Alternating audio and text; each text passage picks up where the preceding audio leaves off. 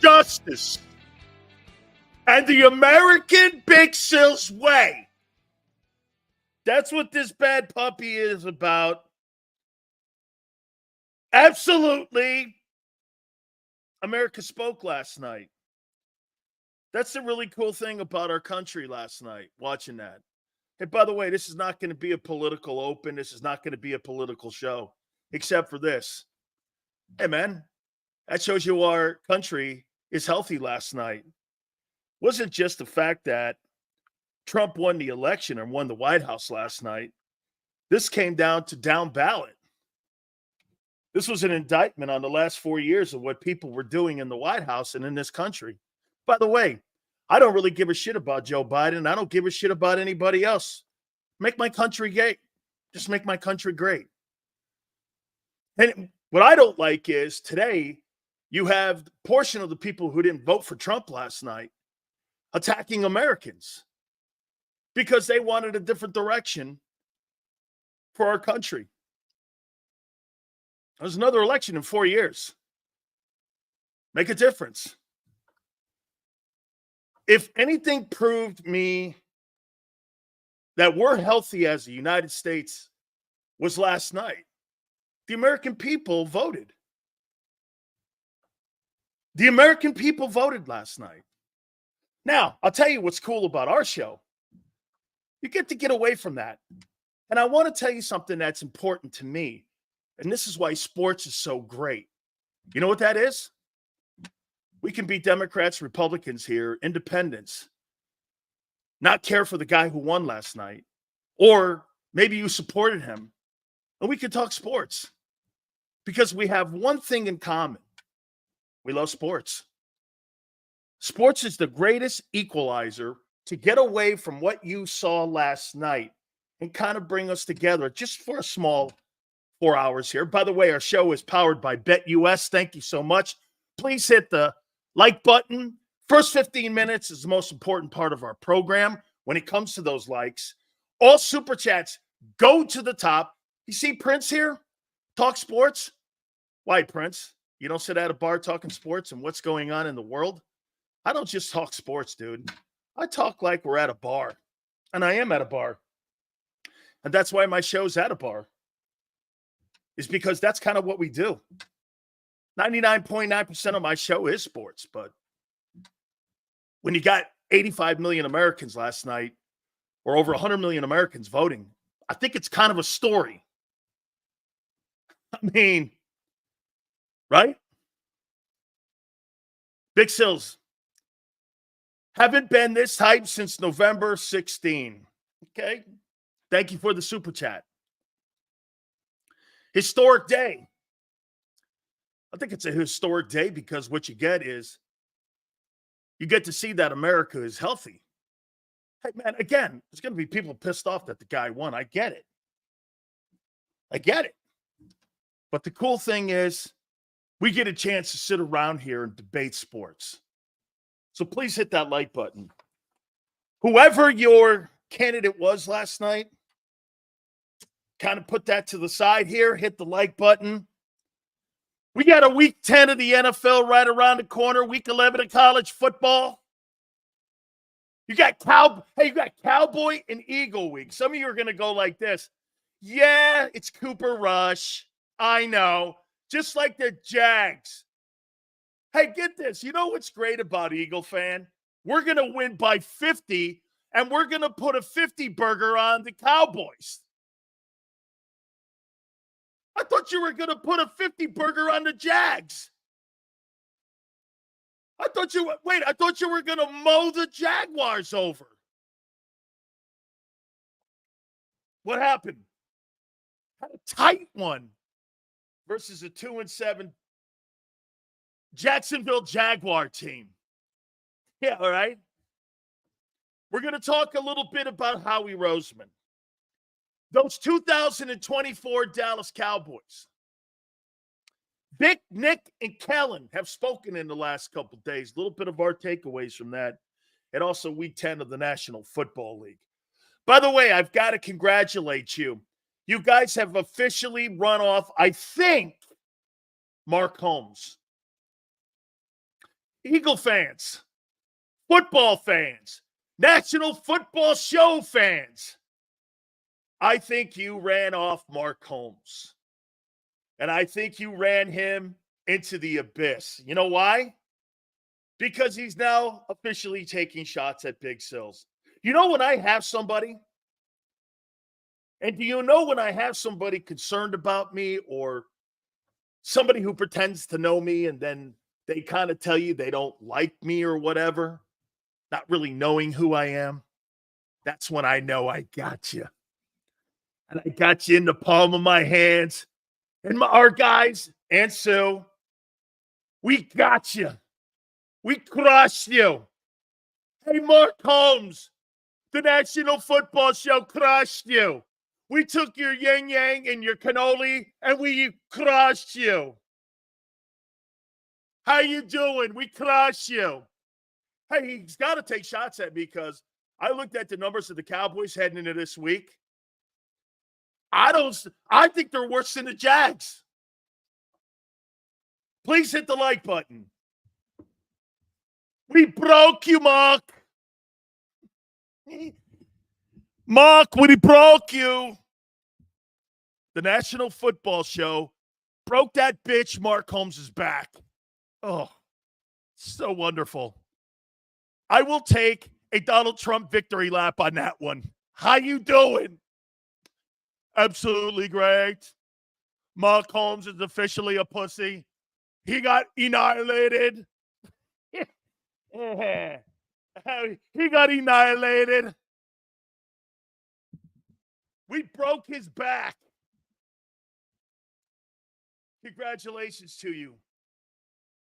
And listen, I know you guys are tough. You're tough on me.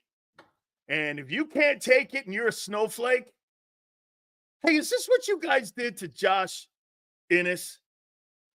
Did you guys do this to Josh Innes when he was on the air, WIP? Did you guys beat him up so much at the end that he just ran out of town and had to fire him, get rid of him? Because you guys exposed him? Because Josh seemingly, he loves Philly, it looked. I heard he was a complete dickhead in the building there when it came to the salespeople. But outside of that, is this what you guys did to Josh Innes? Okay, so Sills, the battle royale over? I don't know. They're doing something today. Philly 500 can't make it either. We'll send him a link tomorrow. We'll see if he wants to do it. Okay, we'll see if he wants to do it. I don't know. Hey, by the way, so we get this. We've crushed. This is the Xander too. So in the last 5 days, I almost have John McMullen walking off the set of the postgame show because of my takes. And I've now broken Mark Holmes officially. I don't know. Maybe the reputation is right. Maybe that's what they say. Big Sills, man, tough to deal with. I think it's also the people that follow us. Wow, man, you guys broke that guy's ass. Guy's freaking moaning. All right, let's get into it. Please hit the like button. We so appreciate it. By the way, get this. This guy here, look at this guy. This guy goes to Johnny Mac cooked my ass because he supported Johnny Mac's decision that Nick Sirianni was right when it came to coaching that game on Sunday. Andreas, if you fucking think that, you're just as much of an idiot as Mark Holmes is. He shouldn't have been in here in the first place. F him. Those cowgirls. P.S. I don't break any man's back, Sills. No, this is the only guy that asked me how tall I am.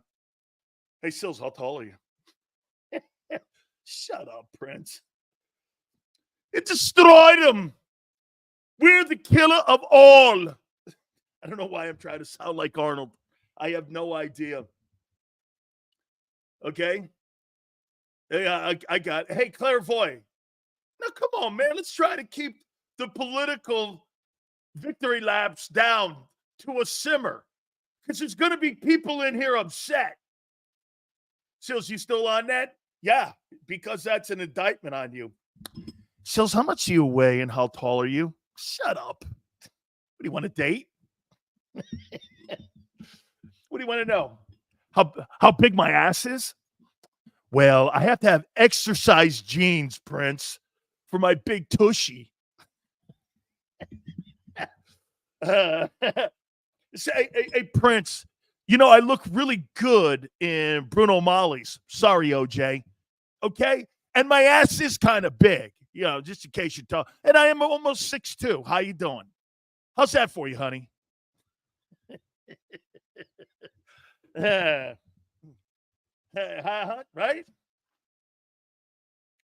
Let's see here. Sills hurt Mark Holmes because he lied to him about going to the game. So what is he, my wife? I only care about my wife if she's upset with me if I lie. So if I lie to Mark Holmes and admit that I lied to him, I'm supposed to give a shit about that? I don't.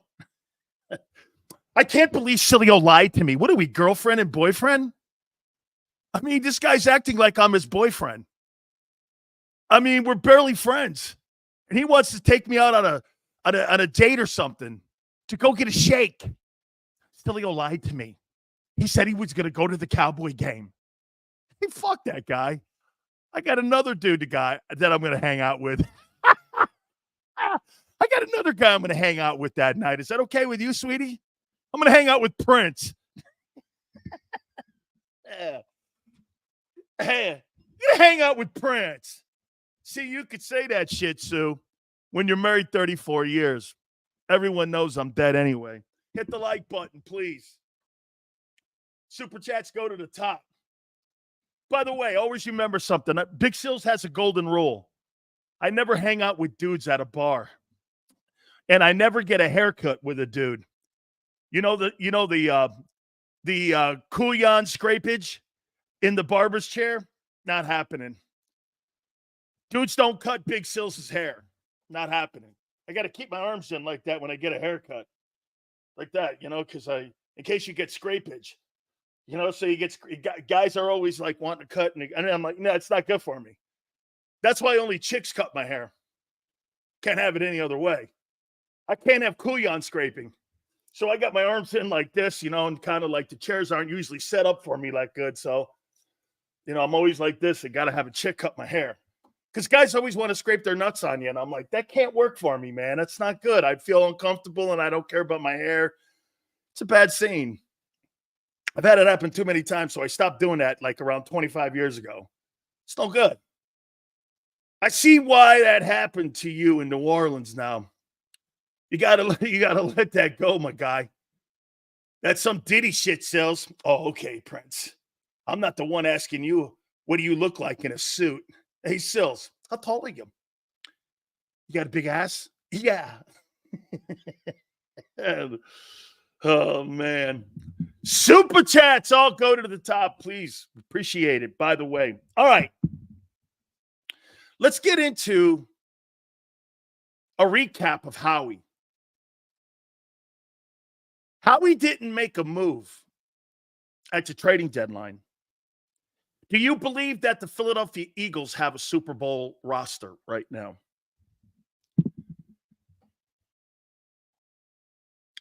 Do you believe you have a Super Bowl roster right now? Hey, Flexin, really? What an epiphany. Do you have a Super Bowl roster? Yes. Cosmo, not yet. Even the 49ers made moves. Absolutely. If they play the right way. 10-26 the last 4 weeks versus nobodies. You've played nobodies. How do you know this?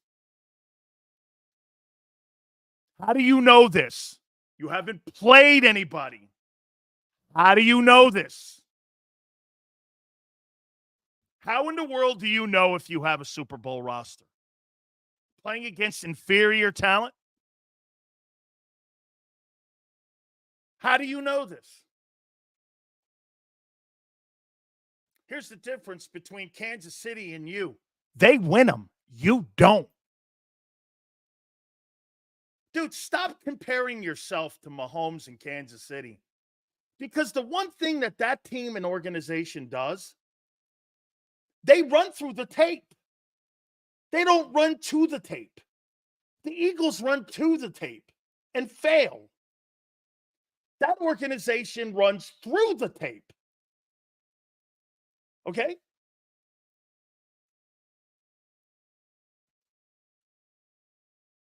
We need a game where we go down by 2 possessions, then come back and win. Versus an elite team, that would be cool. Big Bird, I'd like to see that. Look at this guy. Let me guess, too. Here's a guy here. The refs. Yeah, like the field, too, in Green Bay, like John McMullen says. The field in Arizona. Boy, you come up with the biggest asshole excuses for hanging in there with a shitty team I've ever seen. So what? Referees, bad calls in an NFL game? What an epiphany. The referees are human too, dude. Holy shit. Anybody who makes excuses up on the referees or the fields is stupid. It's dumb talk. It's dumb talk. It has no bearing because both teams play with the same refs and both teams play on the same field. Do referees make mistakes? Yeah, you have to overcome it and not put yourself in a position with a 2-7 football team. Yeah. Okay? Sup, James Jones? My Commanders, baby. Woo! Marcus Lattimore. Hey, by the way, where's my boy James? Hey, James, do you know why they got Marcus Lattimore? Why do you think Marcus Lattimore was acquired by the Washington Commanders? Why do you think he was acquired? What would be the one reason that he was acquired? Okay? Why would it be? Why would it be? Yeah, I know. Get this. People in here are going like this. Marcus Lattimore is washed. Just like you guys were telling me Derrick Henry was washed. Okay. That's right. That's right. To shut down A.J. Brown. One plain reason. I'll tell you what. You want to know how great that player is? Go back and watch some tape with him and Mike Evans and how those two dudes went back and forth. Even Shady McCoy said it. He was watching that dude, Marcus Lattimore, when Brady was on the team, and he goes, you want to see a football player and you want to see a battle? Watch Lattimore versus Mike Evans. Watch what that guy and how that guy defended him. Those were epic battles on how those two guys went after each other. Okay?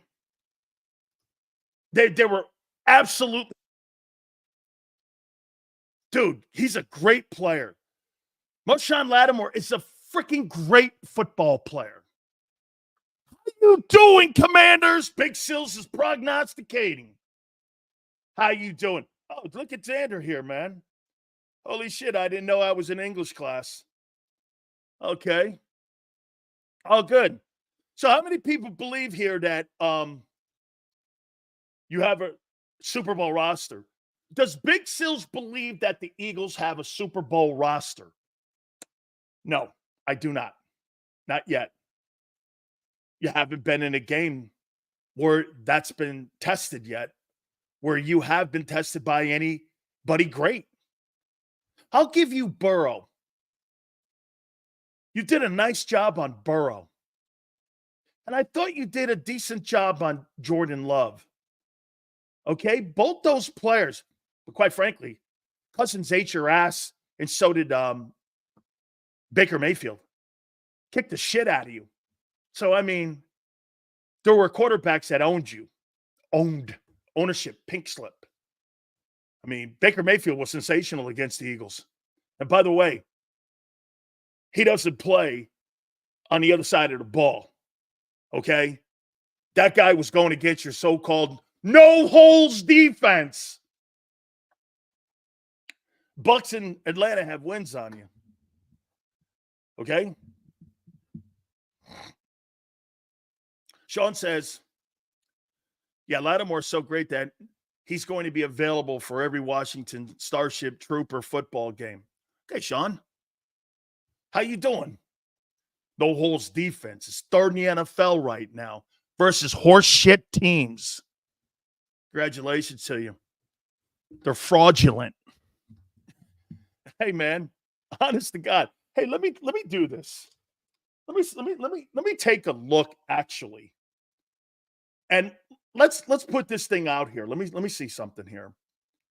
So let me take a look at actually the overall record here. So let's go to NFL here. Let's go to teams.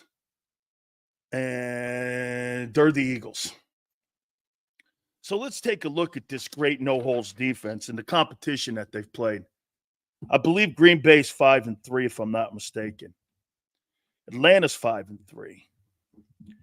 So there's 10-6. Pretty good out of the gate. New Orleans 2-7. Ooh. Okay, there's 14. There's 12-14. Tampa Bay is 4-5 now.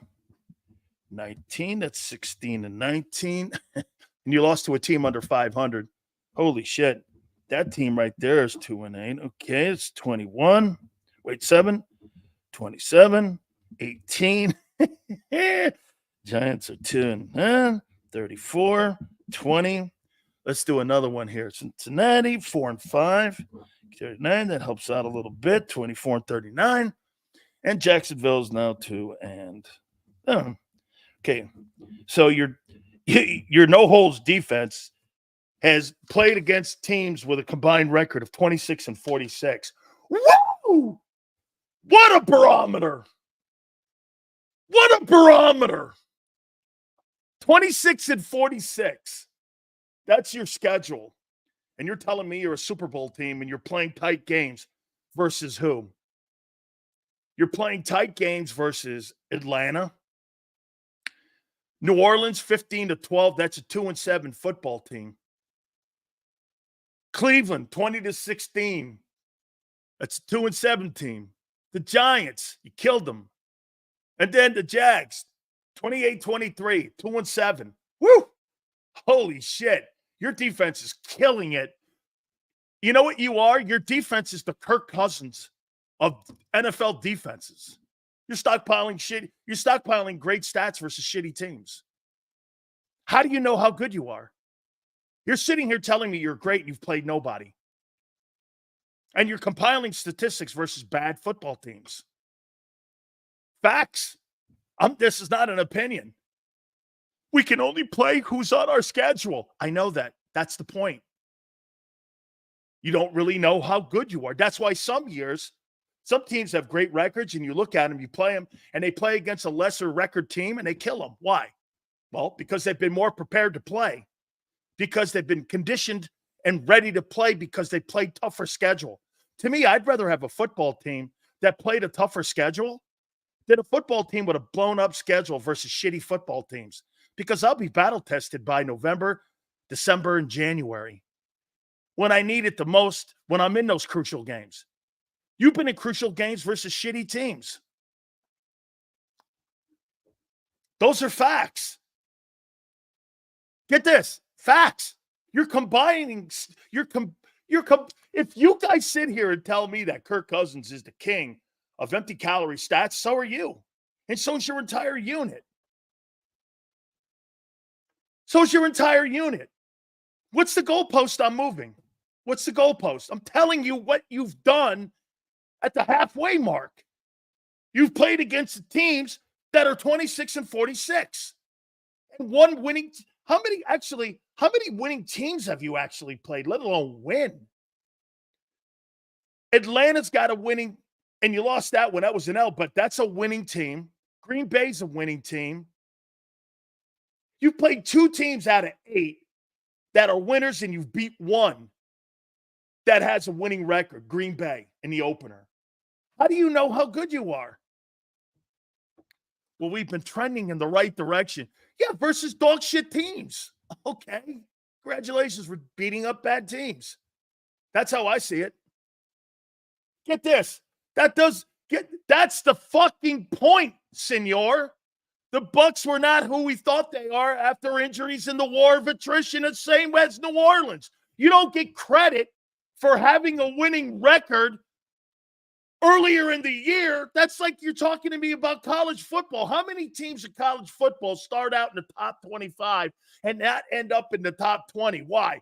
Because they were frauds or a significant injury. Mike Evans and Chris Godwin being out.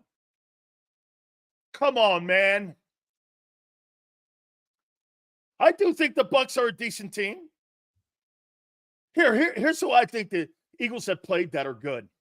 Green Bay. I think Atlanta's good. You grabbed an L on that. I think the Bucs are good. You grabbed an L on that. That's it.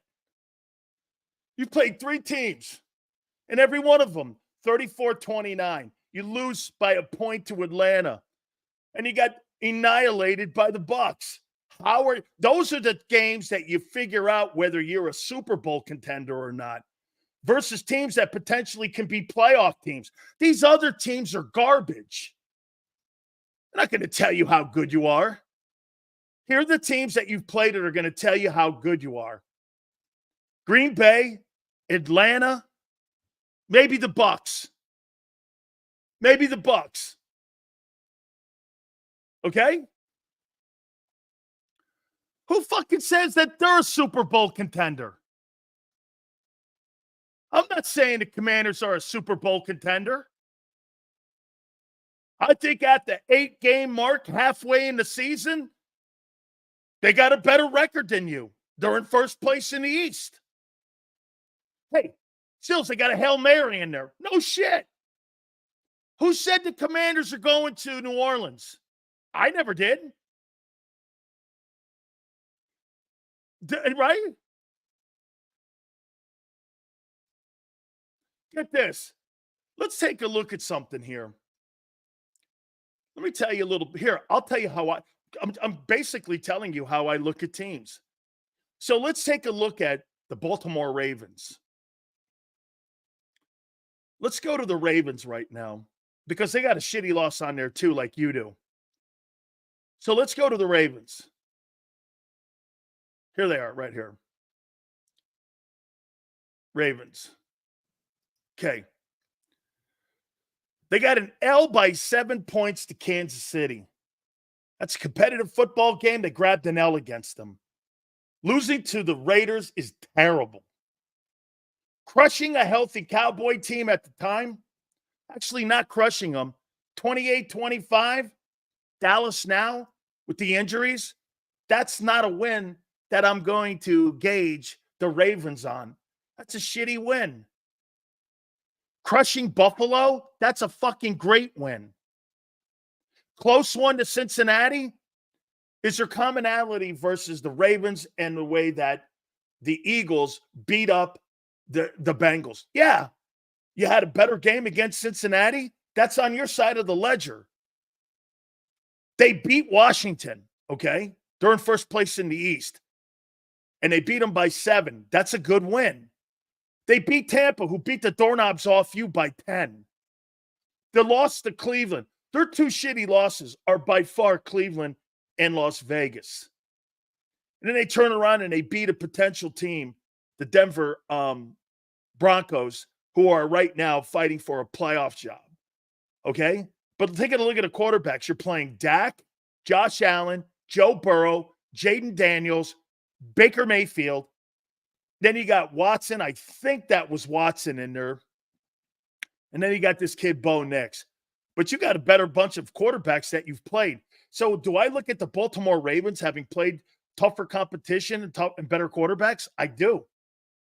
And I think they're a better team than you. Records don't tell me how good you are. Records can be fraudulent. Like you saw a year ago. 11 wins was fraudulent. You looked more like a 6-win team at the end of the year. Well, how do you know how good your defense is when you've played nobody? I'm going to be real. The Commanders and Eagle fans can't say nothing until we play. Listen, I think that's kind of the storyline. Hey, did I miss a super chat, Xander? If I did, please put it up. So, I mean, I don't know. Okay, that's cool. Okay, we read that. Thank you, man. The Buccaneers didn't have their top players, but still went to overtime in Kansas City. That doesn't concern you, Sills? No. Nothing with Kansas City concerns me. No. At all. I'm not concerned about Kansas City at all because they've elevated themselves and graduated to the land of the postseason, Prince. Nothing they do concerns me. Whether they're in tight games or not, nothing concerns me because you're going to get everybody's Super Bowl performance versus Kansas City. This team's going for something historic. It's a historic football team right now until someone knocks them off, and they're undefeated. So until somebody shows me, and here's a team that doesn't play well and wins. If you lose players, you're beat. Okay? Seals, the Chiefs are undefeated and have beaten two teams with winning record. Abe, the Kansas City Chiefs are in a different conversation. Don't compare your team, who hasn't won dick, to a team that's on a historic run. How can you do that? The coach is on a historic run. The quarterback's on a historic run. Isn't it funny at the end of the game, no matter who the team is, they lose because of Mahomes? I mean, it makes no sense. Stop comparing yourself to that team. You have no comparison, nothing. Because that team beat you in a Super Bowl too. I mean, dude, I don't care how many regular season games that team loses. They get to the post. Let me ask you this. If Kansas City was a wild card team in the AFC playoffs, would you still take Mahomes to get to the Super Bowl over the other quarterbacks in the AFC? I would. If they were not made it to the playoffs, would you still take them to win it if they made it to the playoffs? I would. If you had a 14-3 Xander Krause Philadelphia Eagle record, would you take them in a Super Bowl over Kansas City? I would. I would not. I would not. How could you? You got to first beat Baker Mayfield. You've lost 2 times in a row to Mayfield. You're going to beat Mahomes now in a Super Bowl? Come on, man. Dude, facts. Follow the facts. I'm not telling you shit right here that's opinion. I'm telling you where you are right now as a football. This is the same shit we went over a year ago. I feel like this is like Groundhog Day. We're in the same shit we were a year ago. It's like Groundhog Day. A lot of people discredit the Chiefs because so many of their games end on weird calls. And it goes their way. I understand that's football, people just getting tired of them. Chief fatigue? No way. I'll tell you what. Here's something here, Christopher, and I appreciate the super chat. Thank you. By the way, guys, please hit the like button, and all super chats go to the top. Christopher, you know what's funny? The New England Patriots gave me fatigue because I thought it was boring. It's kind of like Alabama. I don't really think Alabama was like a football team that gave you like a lot of, because the coach didn't like the rat poison. See, the reason that I liked what we did in our dynasty at Miami, we had charismatic guys. We had guys who were like playmaker and all these guys that were personalities like Jerome. And it's why we're one of the most remembered programs of all time. I'm not saying what Nick did at Bama wasn't great, but was it really like, it was a lot like New England. People got tired of Bama. I didn't. I liked dynasties and I like greatness. But Nick never let those players go out of their skin and enjoyed themselves publicly. Same as Belichick. He never let the Patriots. I think what you got with Mahomes, You got the wives, you got the girlfriends, you got Travis Kelce, you got the Chiefs fans. I think it's cool. It's way cooler, in my opinion, rooting for Kansas City than it was for the Patriots. I just think it's cooler. Hit the like button. Thank you, guys. Sills, just pointing out, this NFL season looks a little rough with all the injuries and expected some teams to have different records, such as the Niners. Hey, I'll tell you what, that's why you got to be careful when you're talking about records. Records don't give you a clear indication of what your team is, depending on, because some teams play lesser schedules. Some teams are going to get a team that's got a healthy team. Some are not going to get a healthy team. And it's true, who's ever on that schedule, you got to knock them down, whether they're healthy or not. Like, look at the Cowboys rolling in. Every single Philadelphia Eagle fan thinks you're probably going to put a 50 burger on them. I don't. You haven't done that all year. Why would I think you're going to do it Sunday? Why would I think you're going to do that Sunday? And by the way, you've lost 6 straight in Arlington. You don't play well there for whatever reason. Okay? So again, to sit here and say you're going to put a 50 spot on them, you couldn't even put a 30 spot on the Jags. Okay? Right? See here. When did I say the 49ers on the Chiefs level? I think the 49ers a year ago were on the Chiefs level. Let me tell you this, Niner. If last year's Super Bowl was played by the traditional rules of overtime, you win the Super Bowl. But because that rule got changed because of the Brady game with the Chiefs and the coin flip, you saw Baker Mayfield's face on Monday night when Mahomes won the coin flip. He knew it was over. You win the Super Bowl. And you went to an extra quarter. You took them to a 5th quarter. You were right there with them, dude. Super chats are awesome. Thank you, guys. I remember during the height of Andy in Philly, they always finished the season strong. You could bank on the team coming together when it mattered most. Absolutely. That's a true comment. And that's why Andy Reid's issues, Harv, that I always had with them with 2 minutes into the half and 2 minutes at the end of games, his situational play calling at times were very sketchy. And I thought he cost his team opportunities on moving on to the last game of the year because of some of those situations. I think Patrick Mahomes and him have a nice chemistry and rhythm that those things don't really rear its head any longer. They don't rear their heads 2-minute drills, halftime or going at the end of the game. Those guys know how and trust each other. I think there's a way more trust level with Mahomes and Andy than there ever was with Andy and McNabb. Way more trust. Way more trust. Groundhog Day, maybe. But remember, Bill Murray used the time to develop his skills and become something special. How much can the Eagle defense develop over the next 9 weeks with the games? A ton. It's a great take. I'm with you. Relative. This is where I am. This is where I am. I'm not here on November 6th. I'm with you here. Right here.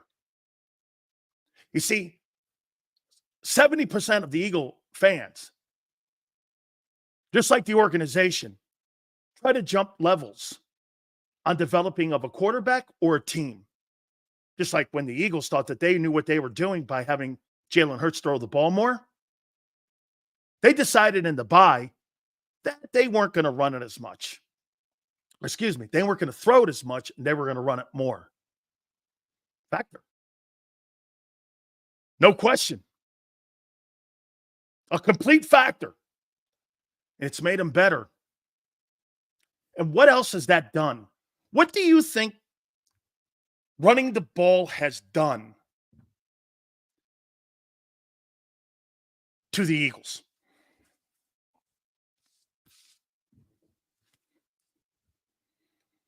What do you think it's done?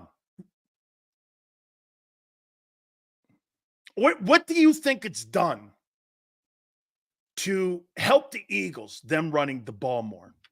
Brian says time of possession. Keep it going, Brian. Follow through with your thought.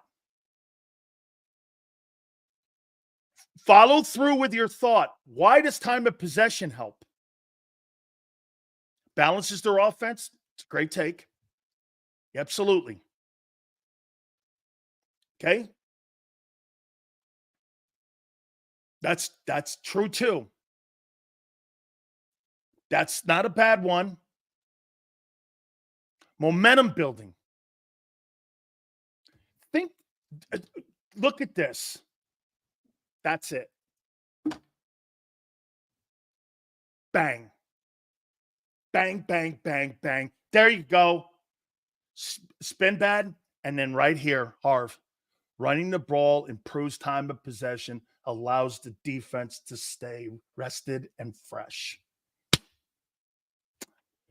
Take a look at how many reps the last 4 weeks your defense has had to play.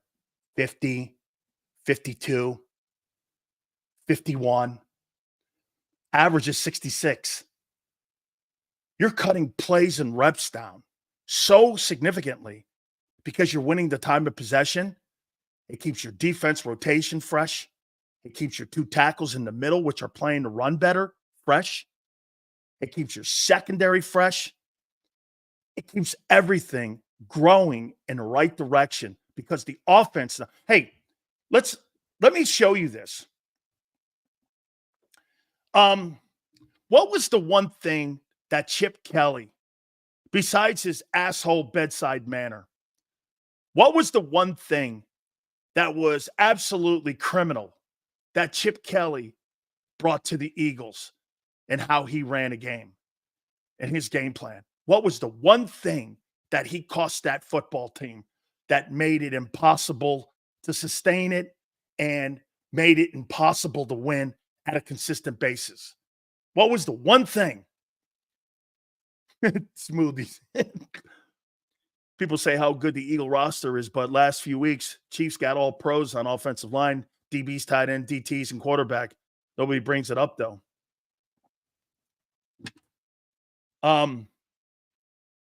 That's right. Chip destroyed his defense because this guy believed in high-volume plays. He wanted to try to run 80 plays in the NFL. That's what he's doing to Ohio State right now. They're running that defense into the ground. Ohio State's not going to win a national title, and they've got the unit to do it. You know why they're not going to do it? Is because they've got a couple nicked up injury guys on defense. It's because the offense, when you get some 3-and-outs and you're not able to have that no-huddle offense and you're not able to continue to do that, you wear your defense down. And he ended up wearing the defense down so much. He started out a ball of fire. Didn't he win 11 games 2 years in a row? Am I right when I say that, guys? Did he win 11 games 2 years in a row in Philadelphia? Did he win that many? Correct me if you can correct me if I'm wrong here on that. Did he win 11 games? Because I thought he had success early. But then, no, he won 10 2 years in a row. Okay, he won 10 games 2 years in a row. That's pretty good. 10-6 back-to-back. Tell me what happened after that first 2 years in his last couple of years in Philly. What happened in those last, what is it, 2 years in Philly? What happened to him? What were the records? You know what happened? He ended up running his defense into a mash unit because he didn't have the personnel. You only have 53 men on a roster. And he ran his defense into the IR tent. You know, you have 100 guys. You have 100 guys on a college roster. You can't do that in the NFL. So the point is, them running the ball keeps their defense fresh. And right now, in November 6th, the defense is trending in the right way. Absolutely trending. Okay? No doubt about it. I don't really think the league caught up with him. I think the injuries caught up with him. Because look at the guys who end up getting hurt and poor decision-making when it came to personnel decisions that he had control of. Chip Kelly is not a personnel guy. Chip Kelly's a good play caller. Outside of that, that's where his limit ends. He did a horrible job at UCLA running that program. He didn't recruit. He didn't care. He thought people would just show up to UCLA. Well, you're the second team in town there when it comes to the college program. Shit, more people like USC football than they do Rams or Charger football. And if you thought you were going to go in there and out-recruit them because you were Chip Kelly, he got his ass handed to him. And that's why he's a coordinator at Ohio State now. This guy thought he was going to roll into UCLA and kids were going to want to play for him. When you go to Oregon, I'm not going to play for the coach. I'm going to play because Oregon can help me. And it's an East Coast football program because of Nike. It's on the Nike campus. That's why you go to Oregon. I don't give a shit who the coach is at Oregon. I go there because of Phil Knight, not Mario Cristobal, whomever they have coaching that team. I don't care who the coach is. It doesn't matter. It's Nike. I get nil deals. Okay? I haven't watched 22 yet. I usually do it Wednesday night. Okay? You can see Jalen scanning the field like a pocket passer. Now, he needs to work on his timing still. Hey, Prince, I would say this too. I haven't looked at it yet. I'll look at it tonight. But I would say also he has to work on his feet. I don't think he has really good footwork. And he's a glider getting back into a 7. And I think that's always a problem. The really great passing quarterbacks who get back, if you ever remember watching Peyton Manning tap toe and do the tap dance, watching Brady move, a great quarterback is not in the arm. A great quarterback is in his feet and how he sets himself to be able to process the intel that's in front of him when it comes to reading defenses. I think that's one of the issues he struggles with. And I'll give you another guy that struggled with that was Vinny Testaverde. He meandered back into a 7-step. By the time he was a glider, he would get back and glide into a 7. And by the time he got back into a 7, it's already 2 seconds. You have a half a second to process the information. That's why interceptions happen. Joe Montana, the best people I've ever seen with feet are Joe Montana, Brady, Manning, all the great ones. Wasn't about arm. None of those guys had arm strength. Every single guy I mentioned, Marino was the exception, and so was Namath because of the arm strength they had. But the really great quarterbacks, they're not known for arm strength. You have your Elways. John was just a special player. Hard-nosed, a spectacular athlete, could read defenses, a coach's kid, the whole 9 yards. Just absolutely insane. Elway's one of the greatest athletes ever to play the position. By the way, what you're seeing with Mahomes now, Mahomes has the capabilities of reading defenses. What Andy Reid is doing is bringing it out in him like he did with Michael Vick. Certain guys, and most guys, had the propensity to read defenses. It takes a certain savant to be able to coach it. By the way, this morning that I heard, John Gruden has interviewed with Mickey Loomis on being the next head football coach of the New Orleans Saints in 2025. Just so you keep that out there. Remember, Big Sales told you that.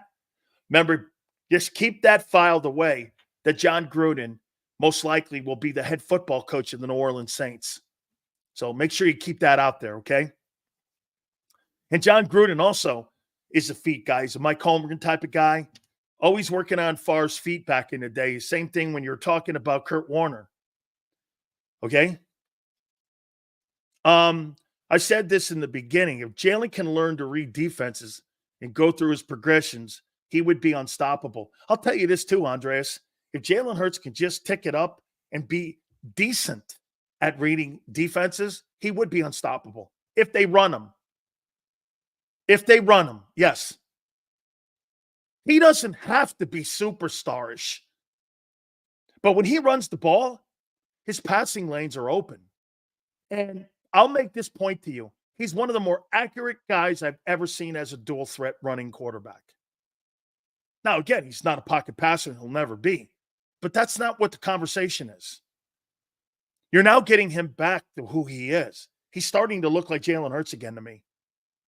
And that's a good thing for you because that's what you paid for. You had a year and a half of kicking the tires on this other Jalen Hurts, and he sucked. This Jalen Hurts here, I don't care if you're playing a 2-7 team or a 7-2 team. That's hard to defend.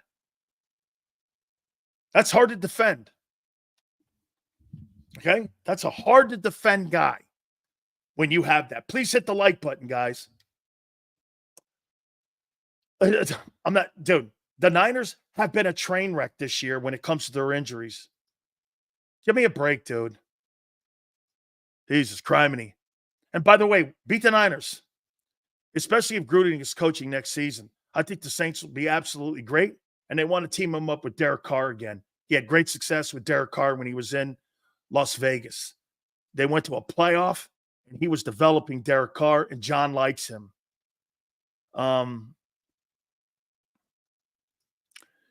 Gruden will be like, get your trash ass out of here. I can't work with that. I can work with that. John Gruden is a really good developer of quarterbacks. But the problem is with John, he doesn't like young quarterbacks. If you look at any time that he's coached, Carr's probably the youngest quarterback he's ever had that he liked, because the rest of them, he never coached them. He had the Chris Simses of the world, the Tim Rattays, the Jeff Garcias, the Brad Johnsons, guys like that. He wanted veteran quarterbacks on his football team. He didn't like young guys. He thought they weren't smart enough. Remember that Gruden school he used to have when he was on Monday night? That would tell him a lot about the guy's senses of where he is as a quarterback and how he sees the game. Young guys don't see the game down the field. They see the game in front of them with their head down. Very few times you get a guy who can look down the field and that's why this kid Jaden Daniels. See what Mike Tomlin said about him? Hey, James Jones, you in here? You hear what Mike Tomlin said? That guy's a formidable dual threat guy. And his ability to run has to be reckoned with. He made me feel like he was talking about Lamar Jackson. And I actually think this guy's a better passer than Lamar Jackson. The run action with Barkley and the threat of Hurts' legs opens everything up. Yeah, absolutely. That's why you have single coverage on the perimeters. That's why you're starting to see single coverage. Because it's if you're a defensive coordinator, A.J. Brown and Devontae Smith, keep them in front of me. They worry me, but they're not my top priority. My top priority is Hurts running and Barkley. The key to the success of the Eagles this year, defensively and offensively, is going to come down to those two men. It's going to come down to those two guys and how far you go this year and how good your defense looks. You start getting 3 and outs and say AJ, and I hear he's day-to-day. Okay, he misses this Cowboy game. Now, look, it's a divisional game. You want to win this game, so you want to put that team out. Okay, the next week, actually, if that's Baltimore, I don't know if it's Baltimore or Washington. Okay, if it's a division game, it matters. If it's a AFC game, I don't really care about that game. I'm going to keep AJ out. But if it's another divisional game, I got to play him. I got to play AJ in these divisional games because Washington is going to be formidable. You can't lose to Dallas and not have AJ out there, and he could have played. Win your division first. Don't worry about Detroit and San Francisco. That's the least of your concerns on November 6th. Win your division. Home field advantage. You get even if it's a wild card, you get a home field game. Let the chips fall. Because again, I think right now, Detroit and Brad Holmes have done a remarkable job at transforming the roster of the Lions. You want to hear something freaking amazing? Guys, please hit the like button for me. Super chats go to the top. I want to show you something here, which is absolutely stunning when you're talking about some of these football teams that Xander brought a point up the other day about running the ball in teams that are in the top part of the playoff schedule. And you're looking at some of these teams. I want to show you something here. Do you know that Jahmyr Gibbs and David Montgomery Let me take a look at that. Before I give you, I don't want to give you false information. So David Montgomery, how about this one, Xander? David Montgomery. These are the two running backs. These are the two running backs in Detroit. David Montgomery is on pace for 1,037 yards, 15 touchdowns on 240 carries, 4.4 clip. And Jameer is on pace for 1,400 yards and 15 touchdowns. So let me add this up for you here.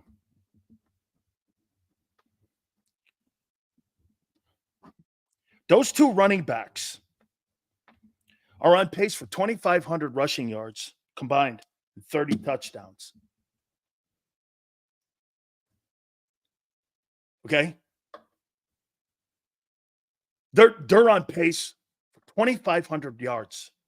One guy's on pace for 1,100 yards. The other guy's on pace for over 1,400 yards and 15 touchdowns. And the other guy's on pace for 15 touchdowns. You're going to get 30 rushing touchdowns and 2,500 yards from two running backs in Detroit. You're going to stop that?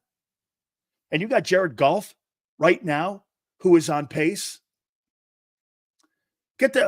Think about what Detroit is doing and how great Detroit is right now.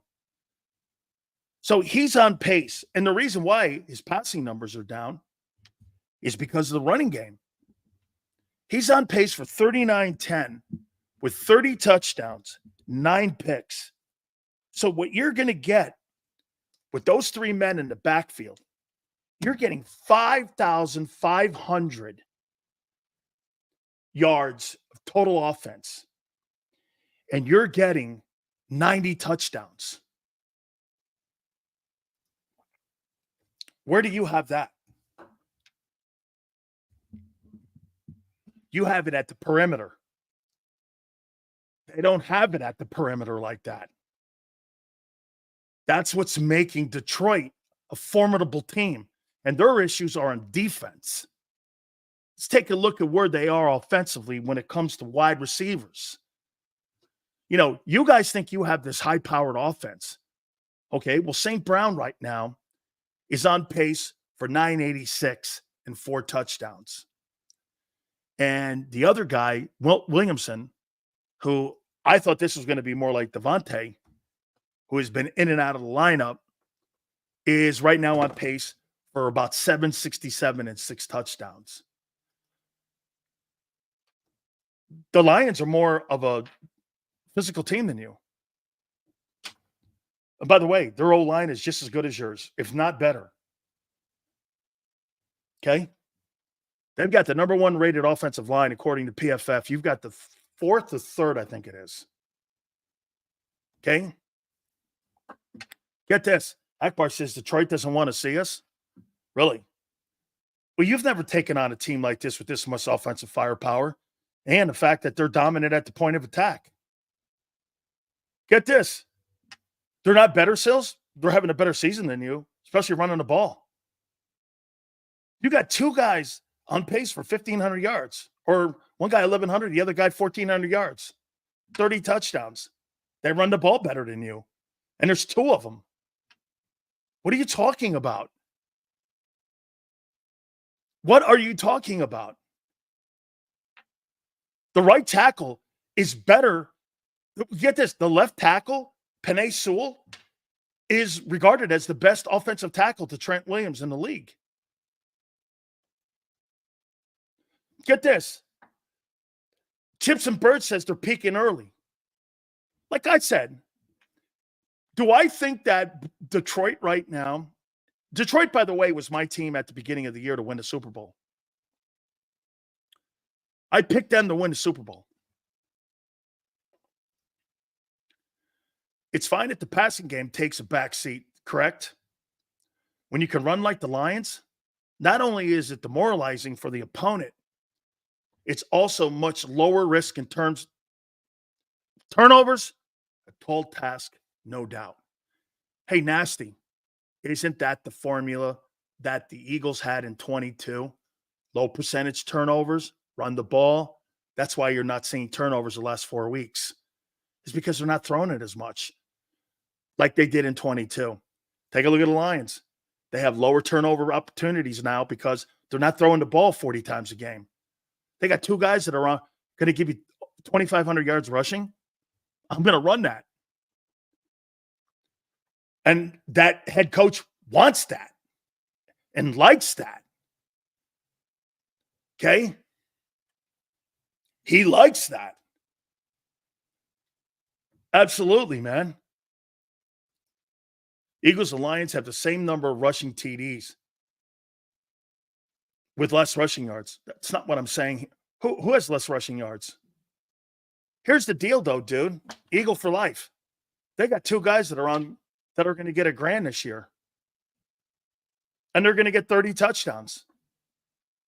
And they got a guy who could throw the ball for 4,500 yards and 30. You don't have a quarterback that's going to throw for 30 touchdowns. At best, he'll throw 21. They put the ball in the end zone, dude. Might be dumb, but why does it seem like Vic or pass rush is more aggressive than under Jonathan Gannon? If the run's the same style, D feels like it looks too different to me. Because here, Jonathan Gannon's front 4 and front 7 got home more. He had 70 sacks that year. Devin, you got to always put into context. I don't want my quarterback running. Hey, you have lesser skilled pass rushers today. You don't have the same pass rushing skill set that you had in 22. Reddick was a 16-sack guy. Sweat had 11. BG had 11. Those were your perimeter pass rushers. I want to show you something here when you say that. And why does it look different now? Well, think about it. BG had 11.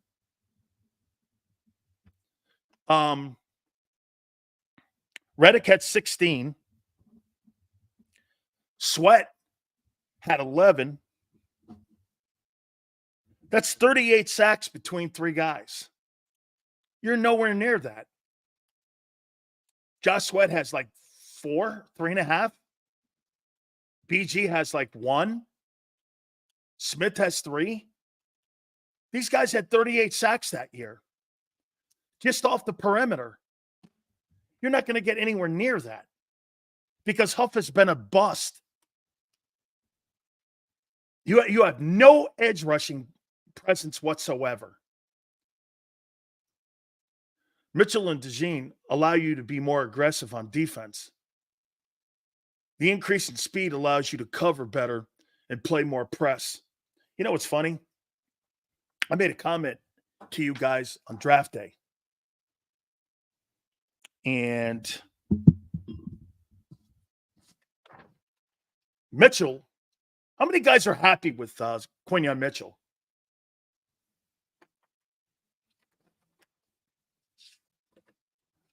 How many guys are happy with Quinyon Mitchell? How many guys like what you're seeing with him? I'm happy with Q. Are you? Do you guys remember who I suggested for you?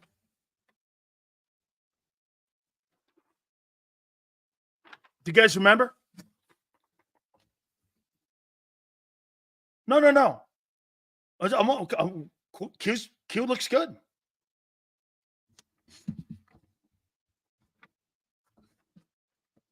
Remember I told you that if you want to really take a kid, you should take that kid, Cameron Kitchens, University of Miami kid. He was just named the Defensive Player of the Week as a rookie. 2 picks this past weekend, and he was named the Defensive Player of the Week. He's only the 3rd, I think it is. Oh, excuse me. He's only the 2nd Ram to ever win that honor, and he's had a great season so far. Okay? And I know you guys love Cooper DeJean, but that's just something to keep back in your mind, so keep an eye on him with the Rams right now because he was just named, not Rookie of the Week. He was just named the rookie. He was just named the Defensive Player of the Week. Okay? and he was a third rounder.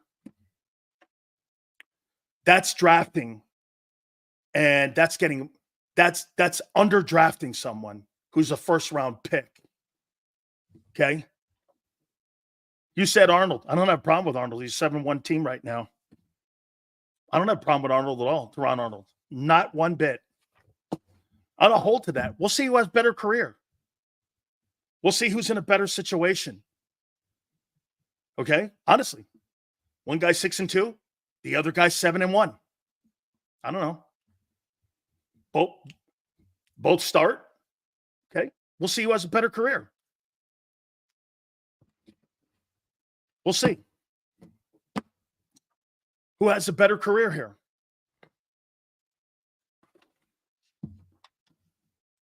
Looking up Kitchen's numbers. He's on pace for a great season. He's going to be on the all-rookie team himself. Okay? I mean, he's going to be on the all-rookie team. I want to double-check here on that. But I'll tell you one thing the Rams have done. They have rebuilt that football team. They draft exceptionally well. Les Snead and Kevin Demoff, they do a fantastic job at drafting, especially the latter round guys. They just do a really great job of drafting. I mean, guys in the second, third, and fourth rounds. I mean, really exceptional. I mean, guys you never even hear of are doing really great jobs here. Let me see here. Okay, so Kitchens has 2 picks, and by the way, he has a touchdown return for a pick as well. He's on pace right now for 40 tackles and 5 interceptions this year. I keep an eye on my Miami guys just for shits and giggles, though. Says, what rebuild for the Rams? Like they never – I mean, I agreed with you, Brian. Brian, they stripped that team down because of salary cap, and then they've redrafted, getting guys in the latter rounds. Rams do a really nice job. They really do. They do an exceptional job at retooling their football team, and their coach is an absolutely spectacular coach, Sean McVay. I would put Sean McVay probably second or first when it comes to play callers in the NFC. He's a spectacular coach. You know, in the NFC, he's probably the most decorated coach that's right now coaching in the NFC. Been to 2 Super Bowls, has a win. Coach of the Year award. I mean, not much you could say about Sean McVay. And he actually, instead of Nick Sirianni, has a job. See here. Plus, yeah, look. And they got Verse in the first round, too. They got, get this. So you got 2 guys potentially from the Rams are going to be on the all-rookie team. Cameron Kitchens and also Jared Verse. I'm not saying Cooper DeJean and Quinion will not be on that list either, because those 2 guys are playing well. All right. So, and again, see this right here? Just like you have to take into account who you've played. Now, again, there's been some star wide receivers that he's gone against, so that's unfair of a comment towards him. But he's played against some really good players. You haven't played against really great teams, but he's played against good players. And that is a stat. That is a stat. Dude, I'm not throwing shade on him. I'm just telling you could have got a guy in the 3rd round in Kitchens and not overdrafted a guy like Jordan Davis with the 13th pick. That's called getting your draft right. Okay? That's all McVay is you got a play caller. Who do you think is better, a leader of the team? McVay or Stafford? The leader of that football team is the head coach. Get this. Oh, I'll tell you what he does. I know this for a fact. Sean McVay makes all coaching hires. The front office has no bearing on it. He hired Raheem Morris, who's now in line for the Coach of the Year award down in Atlanta. He had Wade Phillips, who was just a Coach of the Year of that XFL thing or that UFL thing. He hires great defensive-minded coaches, and he has them take care of that side of the ball. They sit down in meetings together, just like what Vic Fangio does, And they have complete autonomy on what they want to do on that side of the football. And that's how that organization runs that. And Sean takes care of the offense. And it's all Sean McVay. McVay doesn't converse with anybody. That's a problem that I have also with Nick Sirianni being involved in the play calling still. He is involved in it. Kellen Moore so said it. Okay? Here's absolutely a stupid comment. Sills, what is that team without Stafford? Well, ask yourself this. What was Detroit with Stafford? What was Detroit with Stafford? He had Megatron. What was Stafford? Oh, wait. Are you under the impression Detroit was great? When he never won a playoff game there. Jared Goff was sent there to die. He was sent to Detroit to die. Be a bridge quarterback. Get a kid in the draft. That's not what's happened. Jared Goff right now is making more money than Matthew Stafford. Hey, by the way, what do you think McVay did for Baker Mayfield when he was in Los Angeles? Got him a $100 million contract? And Tampa showed him how to see the game better? That coach in Los Angeles is a coach like the guy in Green Bay, the guy in San Francisco. Those are play calling. Andy Reid in Kansas City. Those are special guys who have a feel for the game. Okay? Hey, get this. Goff was the number 1 pick. So was Mayfield. Oh, I forgot. That's right. That's why you can't beat him lately. So at the halfway point, do you think Davis, Carter, and Sweat are going to hold up for the rest of the year? The question would be Josh Sweat. He's playing a lot of snaps again. Last year, he had over 980 snaps. Somebody's got to spell the guy. That's the question. You think Howie really built and Howie made a mistake not making a move on draft day? I think he could have used some depth. Could have used depth at tight end. He could have used depth at edge. And maybe even wide receiver. Xander disagreed with me on wide receiver, but outside of your top 2 guys, I don't really think you have capable and confident guys. I mean, Jahan Dotson has made a miracle play. That's not something, when I watched that play that he made last week against the Jags, that doesn't do anything for me. That guy's a non-factor in a football game. They throw a Hail Mary up and he caught it. Congratulations to you, kid. Prior to that catch, you were a turd. How you doing always, Sonny? Okay? That guy's a turd. That whole unit. Now, when you get Covey back, that'll be interesting to see what they do. Okay? All right. Guys, do me a favor. Please hit the like button. Xander's going to join us at the bottom of the hour. Tony Casillas will join us because Mark Holmes, hey, man, he bailed. By the way, Philly 500 has an obligation. He's going to be with us tomorrow, but we'll send a link to Mark tomorrow. We'll see. He's talking shit on Big Sills. Hey, I don't care. Just like John, Xander, all of you. I don't care. Hey, I'm kind of above that stuff now. You want to? I'll still send a link. Okay? Get this. Too bad he's giving the. So you got to get this. Hey, Andre, so you think Sean McVay's a terrible play caller?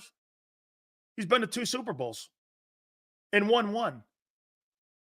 And lost to the Patriots 14-7. What's your guys' excuse for those fuck-ups last week versus the Jags? And that great game he called. Defensive Rookie of the Year. Verse, Quinion, Cooper DeJean, Braden Fisk. Where'd that kid play, Prince? And Kamir Lasser. Where'd that kid Fisk play? Where'd that guy play? I forget where he played last year. Ah. Okay, so wait, the two FSU edge rushers, that's why I know that. Am I right when I say that? Those are the two FSU rushers that they had, Verse and Fisk. I Florida State. Okay, those are the two edge rushers. I appreciate your bluntness. I'm a diehard fan. Thank you for the truth, Sills. It is so refreshing to have a tough love reporter like yourself. I could do without the reporter part, but Big B, thank you very much. And I'll also say this, Big B. Now let me roll it in here. November 6th. Your football team is so young on one side of the ball, and I'm just not sold yet. You know when I'll be sold? By the end of the year, as you get into the playoffs, we'll be able to get more of a sense. But how about this? Do I feel better about your? Here, I'll make a comment to you. I feel better about your 6-2 team. Hey, did you guys start out last year 8-0? Did you guys start out last year 8-0? What was your record at the halfway mark of last year? 7-1? Okay. Well, I feel better about this football team at 6-2 than last year's 7-1 team. I feel better about your unit and your roster today than I did last. I didn't feel anything last year about that roster. I thought it was smoke and mirrors. Okay? So if we want to go there, Sills, how do you feel about it now? Do you feel better today than you did a year ago when the football team had a better record? Oh, absolutely. I thought what they were doing last year offensively was not sustainable and predictable. I think there's a little bit of the predictability still involved in the offense. But here's the difference. Let me show you something about being predictable and what the difference is this year versus last year. Hey, when you throw the ball and you're being predictable, that's easy to defend. When you're running the ball, and I'm doing this to you, and I'll show you something here. Think about this, LJ. Here's the difference with this year versus last year's group. All right, guys. You see that A gap? I'm going to run in that A gap. And there's fucking nothing you can do about it. I don't care what you do. I'm running in that A gap versus throwing the ball around where you're more of a finesse team. It's more of a man's type of offense. It's more of a dominant type of offense. And, dude, I'm telling you what I'm doing, and you can't stop it. There's no defending that. There's absolutely no defending it. Yeah, look at this. KC smoke and mirrors. You know what smoke and mirrors are, dude? Talking about a football team that's never succeeded. That's such a absolutely awful take. They have built equity up where you haven't. You don't have any equity. So you're telling me you think Kansas City smoke and mirrors, but you're not. How's that possible that you would think that? How stupid. You're not better than that team. You're not better coached. You're not better coached than that team. Stop doing that. You sound ignorant. Ideal Poker to Adrian Peterson. Really nice guy. Hey, I heard he's broke. We talked about politics in the NFL. He told me sometimes it's not in the coach's hands. That's an absolutely true comment. Always remember something, Big B. Thank you very much for the super chat. Always remember this. If you pay the player, you're playing the player. You know, you don't sit guys on the bench. That's why that Bradbury thing doesn't make sense to me. You got a guy who hasn't played all year long making $11 million on the bench. I don't get it. Okay? I don't get it. Sills, you don't have equity. I don't need fucking equity. Don't say shoulda, woulda when you all say that 7-1 shit. I just, we'll see. Like I said, you're right. Chiefs are undefeated because of their coaching and Mahomes. Mahomes makes things possible, even with an aging Hall of Famer like Kelsey and Hopkins. Senor, I will tell you this. I went back and watched a little bit of DeAndre Hopkins, and I won't lie to you. I was shocked. He looked like DeAndre Hopkins. Now, I don't know how long that's going to last. I don't know. But boy, I'll tell you, against the Bucs, he looked really good. DeAndre Hopkins, if he wins a Super Bowl, will be a Hall of Fame player. He's got the numbers to prove it. That guy's a heck of a football player, man. Here, you tell me here. Hopkins right now is almost 1,300 yards, and he's a 5-time Pro Bowler. And if he gets a Super Bowl ring, he's going to Canton. And the Chiefs only had to give up, what was it, a 4th rounder for him? Is that right? Was it a 4th or 5th? So you got that guy from Tennessee for a 4th or 5th rounder. He wins the Super Bowl, he's going to Canton. He's going to Canton. That's how good he is.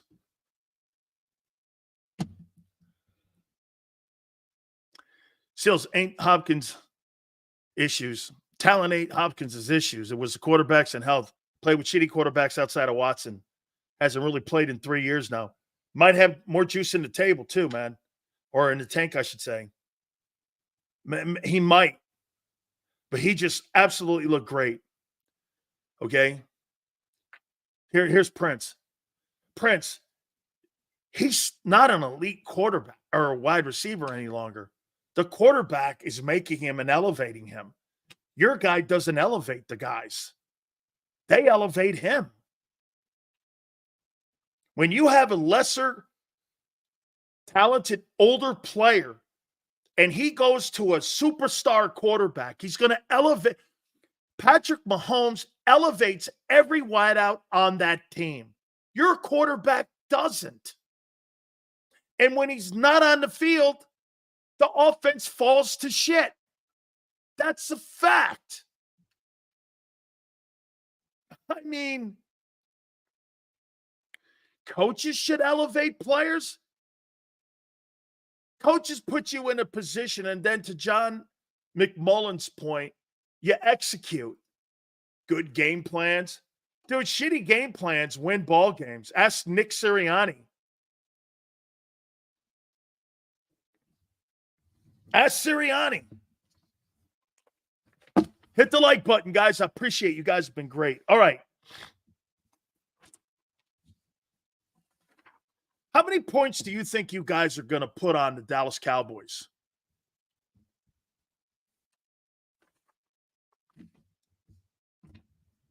On Sunday?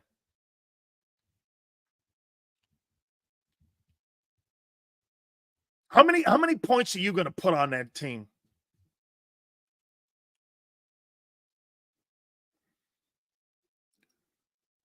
Hopkins is an elite wide receiver. No, he's not.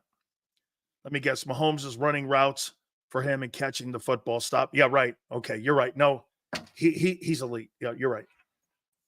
Yeah. How about this? Folks, could DeAndre Hopkins start on the Philadelphia Eagles? Oh, let me guess. In the 3-hole? Okay. Hey, a bag of dildos could start at the wide receiver number 3 in Philadelphia. Okay? Honestly, a bag of dildos could line up at the number 3 wide receiver on your team. Holy cow.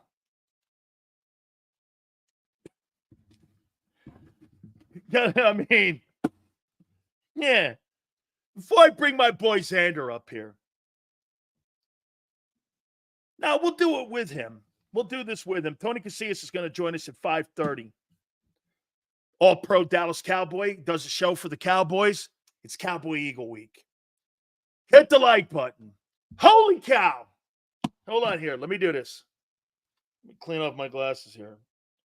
I don't want to get hit by incoming Eagle love here. Hold on here. You know, you have to have your glasses on because between this guy and McMullen, man, I take incoming all the time when it comes to Eagle love. Get the W, stay healthy, don't play down, and get ready for Washington. That's right. Hit the like button. All right, folks. He is the co-host of Bards 365 in the pre- and post-game show. He is, without a doubt, one of the more younger, talented people in our business, and he is the co-host of Birds 365. He is Big Z, Xander Krause. Thank you, Sills. What's going on, brother? That's a nice comment from the legend himself. I think you're really kicking ass, man. Thank you, man. Appreciate it. What's up, everybody? It's a good day.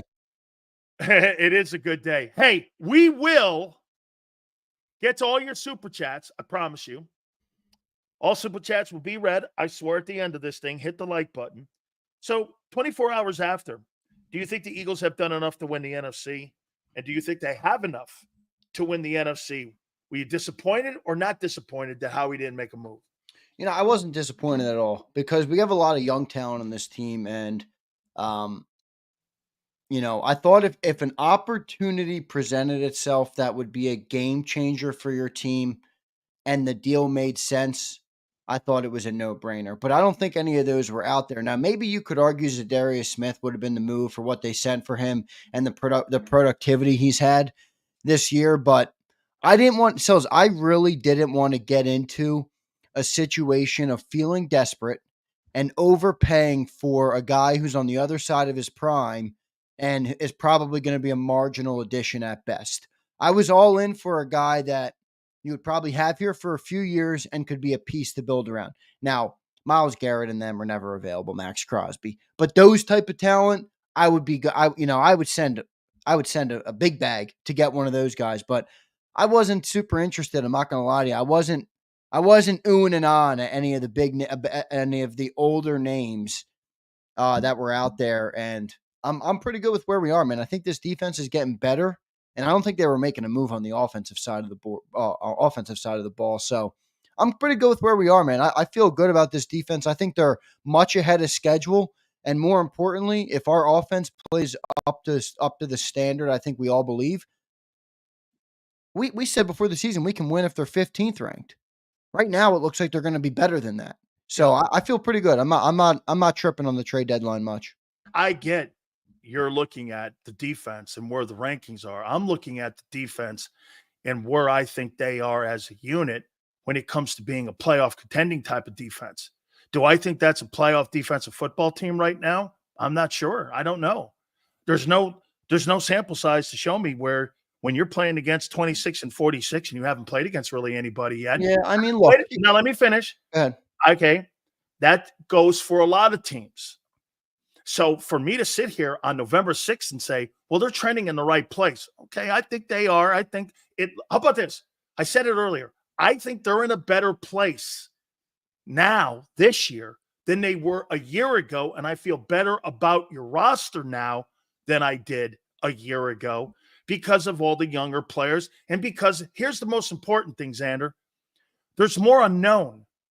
Last year, you kind of knew what you had. You don't know how high the ceiling can get. I agree with that. That is, to me, that's a positive. That's not a negative. That's more of a positive for me. So on November 6th, do I feel better about the team? Absolutely. Especially the defense. Yes. Is it a playoff team yet? I want to see more of it. I think they're clearly a playoff team.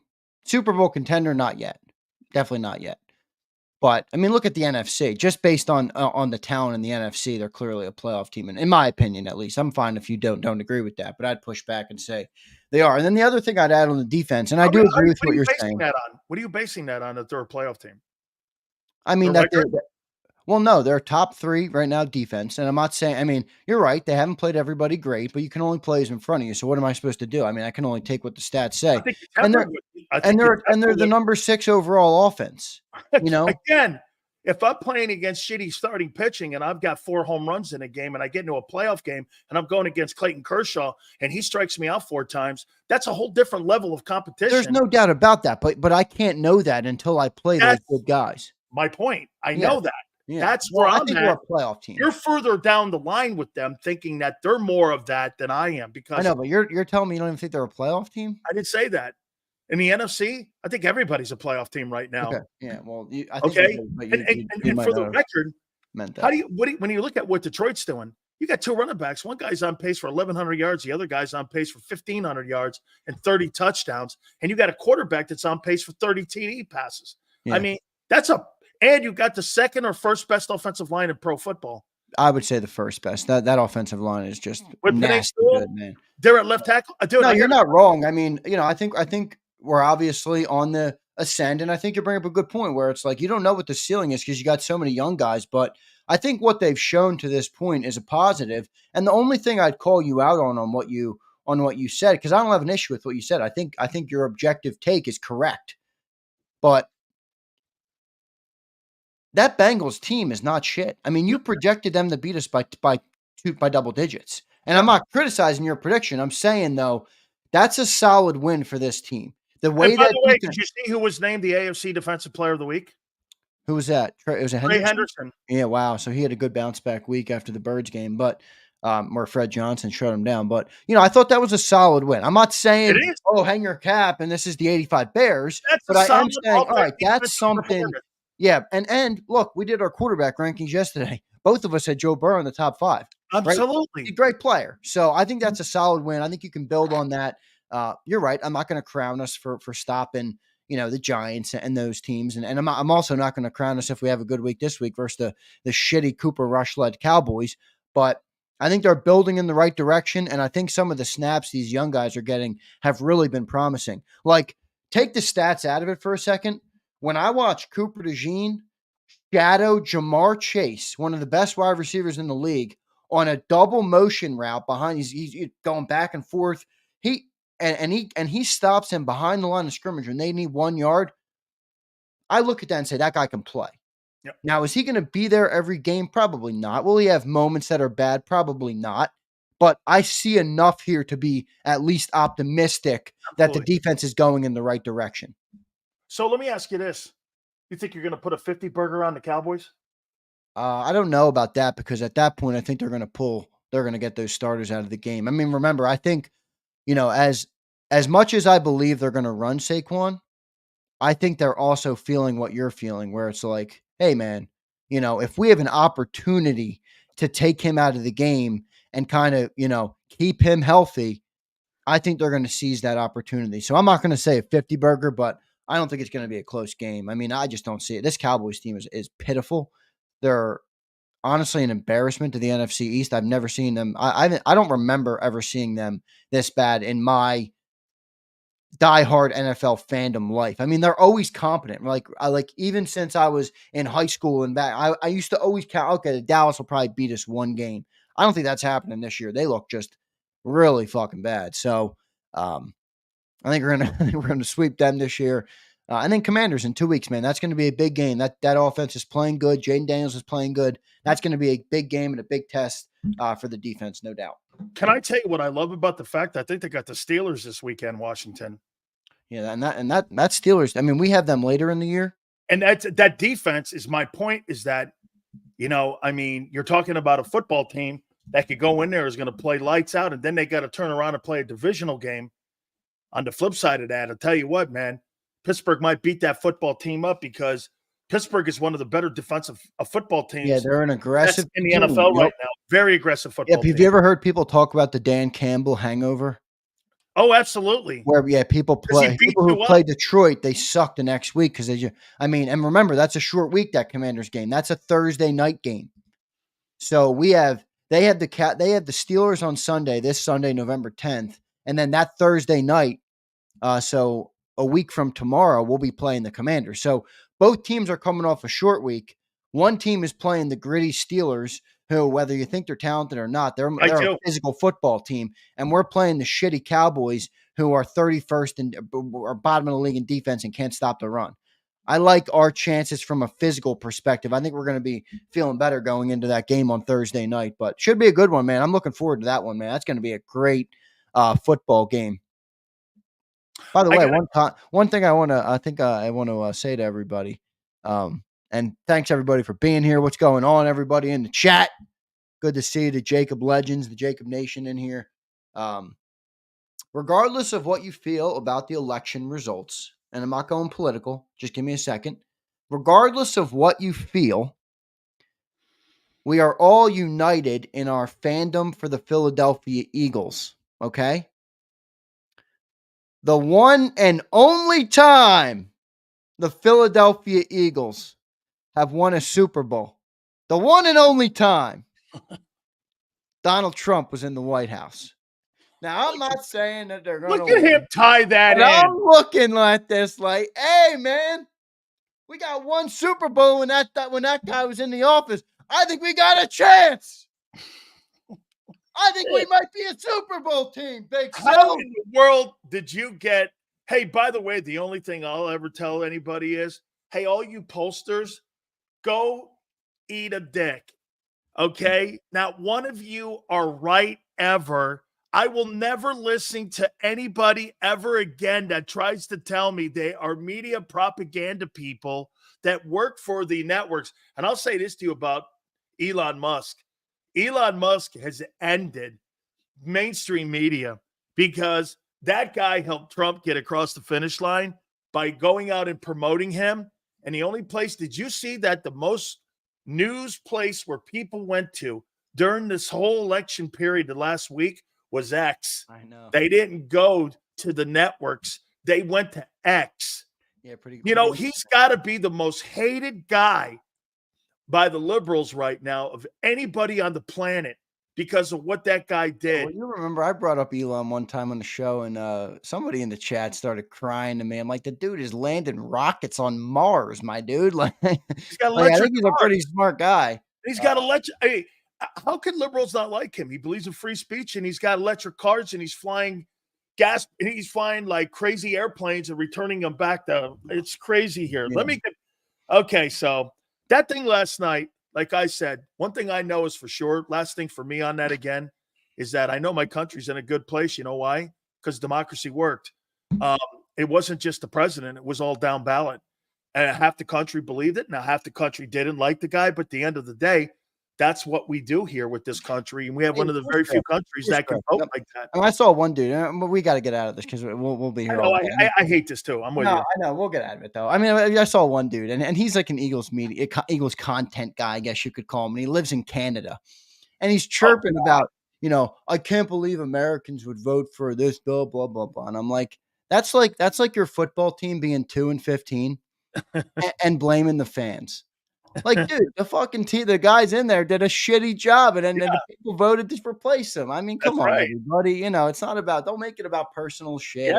Yeah. Yes, man. But anyway, why are you attacking Americans? Why are you attacking Americans? Yeah, right. Attacking Americans. I mean, come on, man. I don't agree with that on either side. By the way, absolutely, man. Who you vote for? I care about who you are as a person.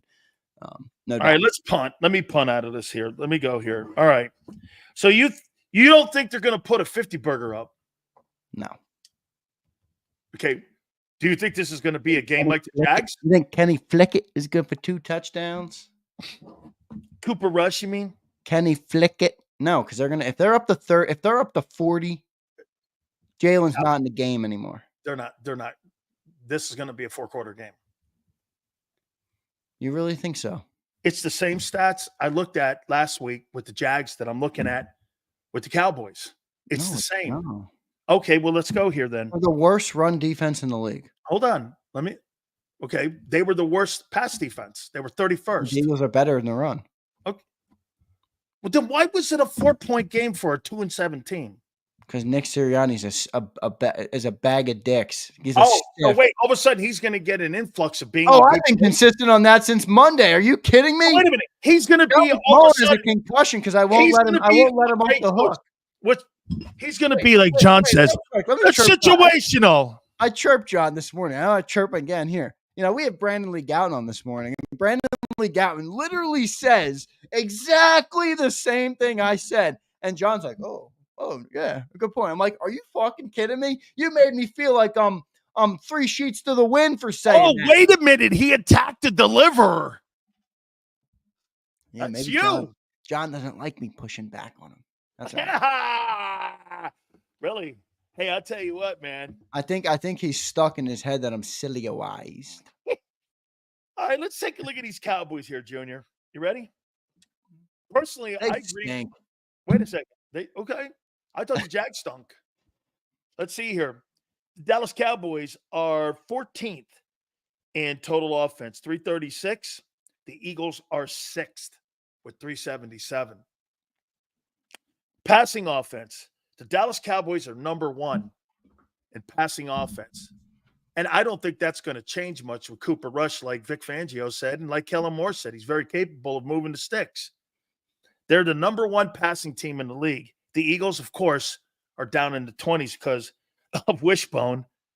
Rushing offense. Think about that. The Cowboys have the number 1 passing offense, and there's Hurts sitting there at 21. How you doing? Elite. Anyway, rushing They off. take him out of the game in the third quarter every week because we just dominate teams. Yeah, that's right. That's because you guys always take guys out of the game in the third quarter. You're lucky you're in a game still in the third quarter. How about this one? This is where it really is ugly, man. Yo, real quick, business on the air before you get this out. Casilla says 3:30 Central Time. Isn't that 4:30 Eastern? He said question mark. He said 4:30, man.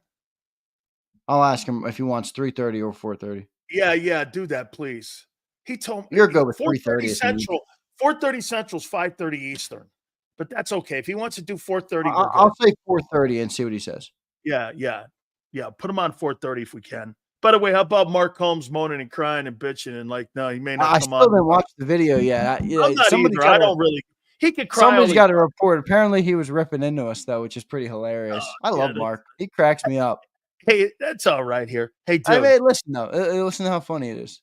Mark has something planned, so he can't make the show today. And instead of just not showing up, he decides to roll camera, make a stink, and get a little bit of clicks out of it. I think it's pretty good content. I think anybody that's in our business can appreciate that. I do. Yeah. I do appreciate it. Hey, from this stat down, for the rest of the things that I'm going to bring up to you, the Dallas Cowboys are atrocious. Ready? So the Eagles are second in running the ball at 175 yards a game. It's unbelievable. The Cowboys are 31st with 82 yards a game. I want to show you something here, and I usually don't flip, but watch this. So they are 31st in running the ball, and they are 30th in defending the run, giving up 150 yards a game. Aren't you just going to fucking hand the ball off 700 times in this game and run them over?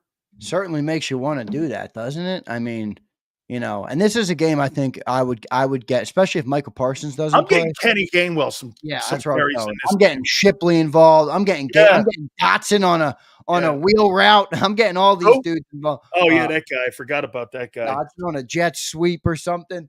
I'm getting all these dudes involved to try. Jahan Dotson is compatible with a bag of dicks. Yeah. That's what I think he looks like. That's our second reference to a bag of dicks today. We might want to throw that one out. Let's because I think he resembles that with the way he plays. How about this one? Scoring offense. They're 20th. The Eagles are 11th. Red zone. The Cowboys are 31st in red zone. So when they get down there, now they got a backup court. I've never seen Dallas this bad. I mean, the Eagles are 15th, but you're 6-2. The running, you know what happens with the Eagle offense? That 20th ranking in passing and that red zone and third down becomes skewed because you're running the ball so effectively at 175 yards. Right. Those other numbers kind of get skewed, and they're not really true metrics that you can look at and go, well, the offensive passing game must be struggling. Yeah, but funny, when I watch it and use my eyeballs in the game, the passing offense the last 4 weeks doesn't look like it's struggling when you're watching the way they're throwing the football around. I mean, you know what I'm saying, Xander? That 175 kind of like skews it a little bit. Here are the Cowboys defensively. Total defense, they're 27th. Dude, I can't believe what I'm looking at over here on this side. for the Birds. And I see this is why you've got a gigantic Woodrow Wilson for these guys here on defense here when you're looking at these numbers here, because it give me a Woody too. Total defense, 27th. They give up 364 yards a game, the Cowboys. The Eagles are third in the league. Pass defense, the Cowboys are 18th, giving up 217. The Eagles are 7th. Rush defense, the Cowboys are 30th, giving up 148 yards a game. The Birds are 5th. Scoring defense, the Cowboys are 31st. They give up almost 30 points a game. The Eagles are 9th. Red zone, they're the worst red zone defense in football. The Eagles are 6th. Third down, the Cowboys are 12th. It's like their best stat on defense. The Eagles are 18th. I got to tell you, dude, I don't think I've ever seen the Cowboys in this shape.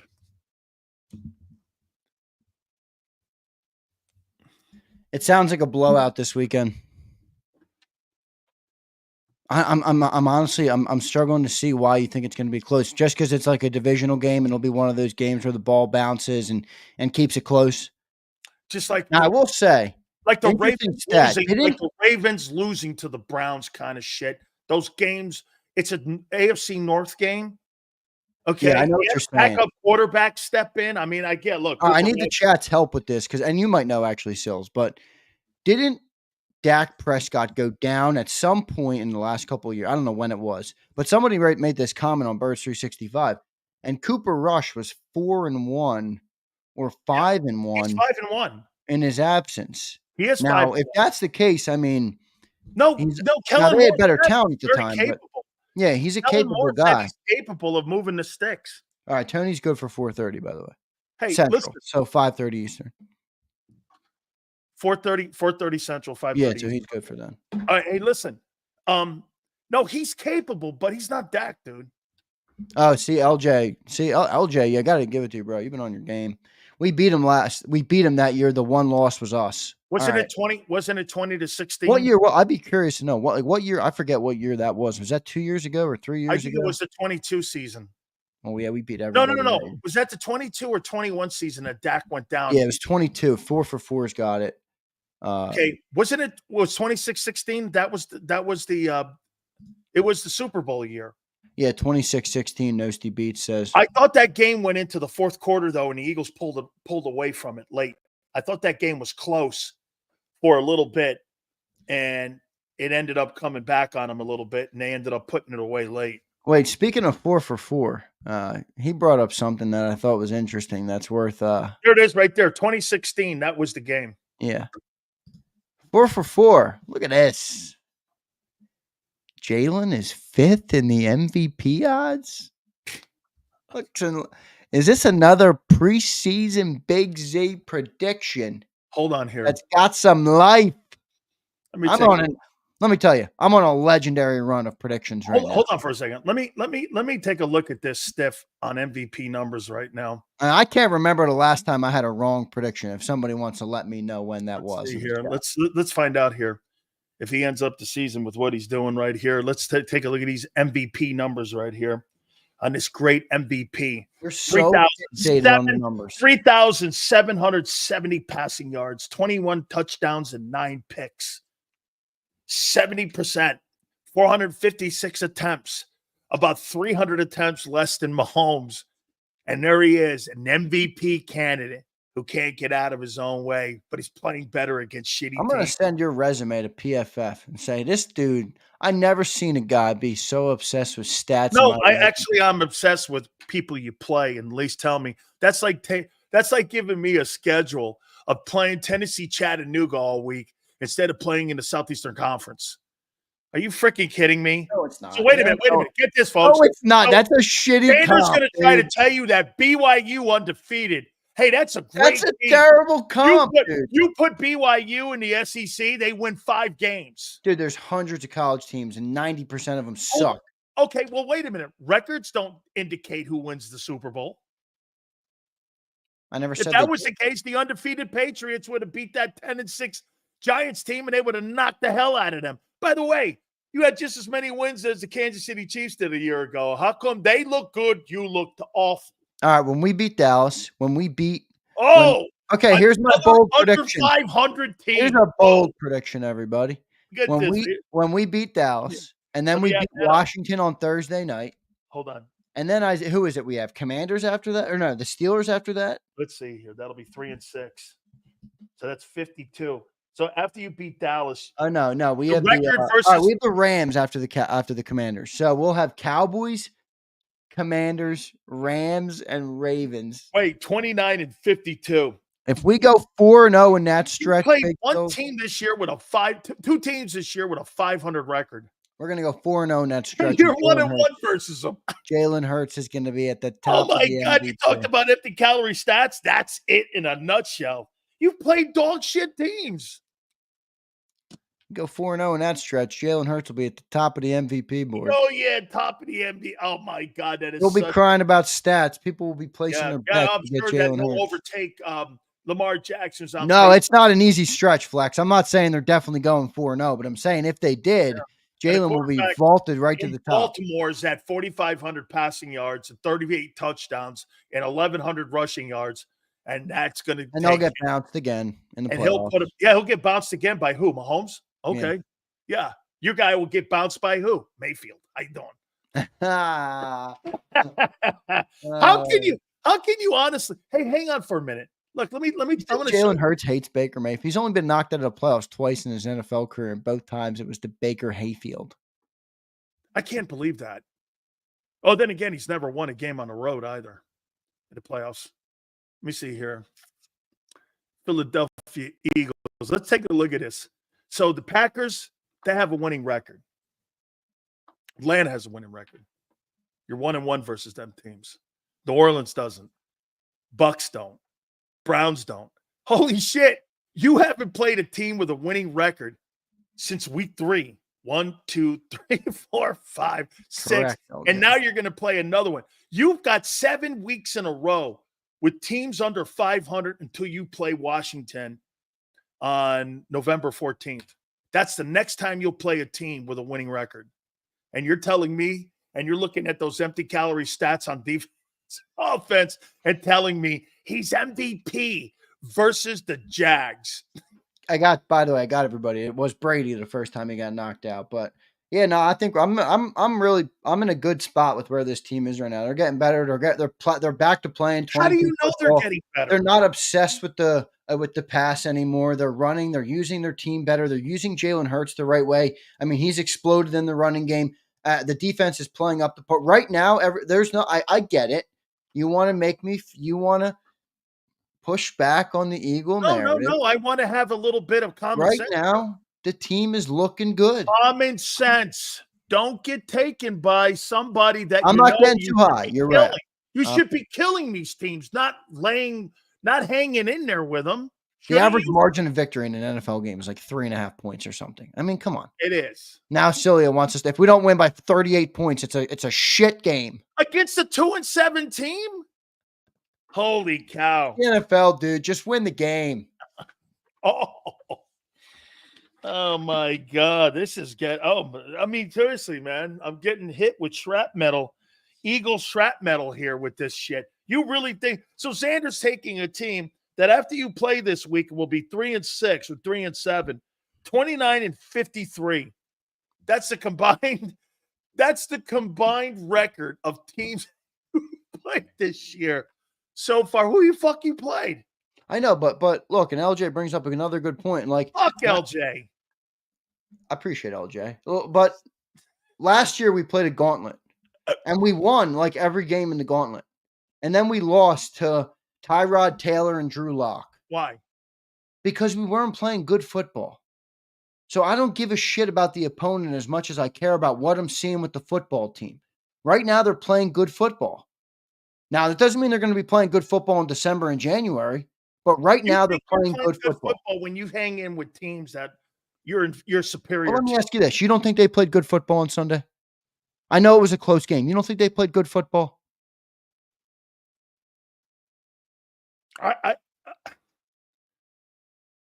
The Jags are not, dude. They had I know, but coaching decisions mouse were unit out there. awful. 4 guys in the O-line were second-team guys. Yeah, and How they had can I say you played well when you're playing against backups and practice roster guys?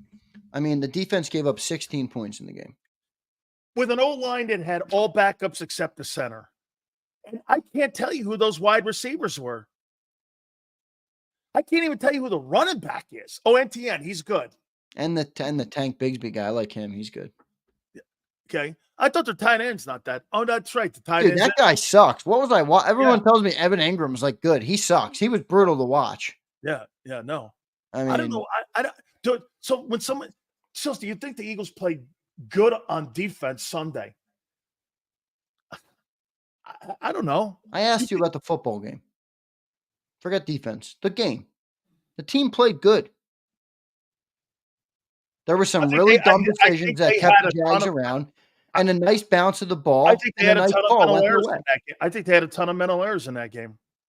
Well, that's fair. So you can point to that and say that's coaching or that's preparation or whatever you want to say that is. I have no issue with that. Execution of players. We'll use that one. How's that one for you? Don't go down that route, please. Yeah, I know. I get that. I thought they played good football though. Like I didn't watch that game and say, "What the hell are they doing on offense?" Like I didn't come away from that like I did after week 4 when you're 2-2 and you're like, "What is this team trying to be?" I didn't come away with that feeling at all. I came away with there were some shitty bounces of the football, some shitty calls, and some really shitty coaching. And yeah, that'll keep a game close in the NFL. So let me throw this at you here. Kellen Moore the other day said this when asked about how they're putting game plans together. He said it's completely a collaborative effort. And someone even asked the question to Kellen, how much is Nick's involvement? He goes, he's involved in it. Who's calling the plays? Is it Kellen?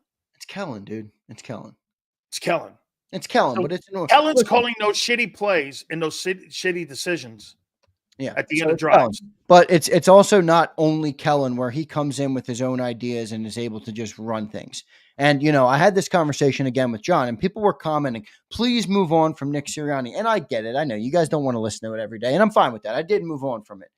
But in my most recent conversation with John, I got out information that I was looking for. It doesn't matter who's the head coach. They're making all of those decisions. So we can cry about the front office. It's 100% an organizational You'll never thing. win a Super Bowl with that mentality. I'm saying though, but that's what came out of it. Because I said, we did the debate, and he's like, all right, well, take Nick Sirianni out of it. And the only way you win a Super Bowl is when a coach went off script. Yeah, now many people point to that as he went off script. A sign of aggression working. Yep, right. He knows how to apply it. The front office doesn't because they're not football people. And here's when people say, move off that. You can't move off that when you're – what did you just get through saying a couple minutes ago? The point differential in a football game is about 3 points in a game. At the end of the day, dude, bad situations, missed blocks, not going and getting the first down cost you Super Bowls when you're in a game, not versus a 2-7 Jaguar team. So you can't move off that stuff. I agree with that 100%. I'm not pushing back on you at all about that. And that's why in the moment when people are like, oh, you're overreacting to Nick. See, I think it's the little things that you got to worry about more. I think the little details matter the most, because when you get into when you get into those tight margin games and you're playing guys like Andy Reid and Patrick Mahomes, you make up. One mistake will cost you the game. Just ask Jalen Hurts. You think Jalen Hurts doesn't think about that fumble? Oh, he has to. It's one of those. But he probably wakes up. I'm not criticizing him, but that was the swing. That was all the Chiefs needed to win that football game. One mistake. Jalen Hurts was. That's what we do here on a daily basis. That one play, the special teams gaffe in that game, that made that team come back from 10 down versus that dude. When you get in games like that versus Detroit, you can't miss not getting the first down. You can't miss that with bad situational, keeping 9 points off the board. That's what the exercise I do every day is. This is not about beating the fucking Jags. This is about going the distance. That's what people don't get with me and how I look at this shit. You think I give a crap about the Browns game or the way the Jaguar game? I look at how you play in those games. That's why when you ask me this, Sills, do you think they played good football? No, I think they played okay football in that game. And you allowed the offense of the Jags to start get rolling again late in games because of what? Poor decision-making by the head coach, player lack of execution. All of a sudden, they started throwing the ball, and there you were with an opportunity for the Jags to beat you late in a football game, and a bad team lost on a bad play. That's common sense. That team's not going to make 10 plays in a row, the Jags, to beat you. The Lions are. That's fair. I don't have an issue with you pointing that out, no doubt. I mean, you got to strive for excellence. That's part of the reason that you are the way you are about your approach to the football game. You know, not everybody looks for excellence, and I appreciate that you do. I got no issue with that. Hey, Vic Fangio said something here that kind of like still bugs the shit out of me here. He was asked a question about Bryce Huff. And he said that Bryce He don't Huff, like Bryce Huff. I hate this guy. He does not like Bryce Huff. He was asked a question about situational, and Nick was also, and he said this about the rotation today, that Huff is a rotation guy. $18 million rotation guy is going to kill you in the. Hey, dude, let me ask you this.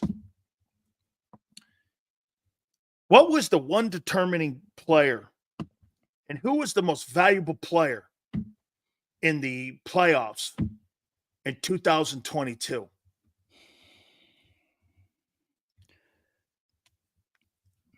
Most valuable player in the playoffs in 22. Let's see. The Eagles.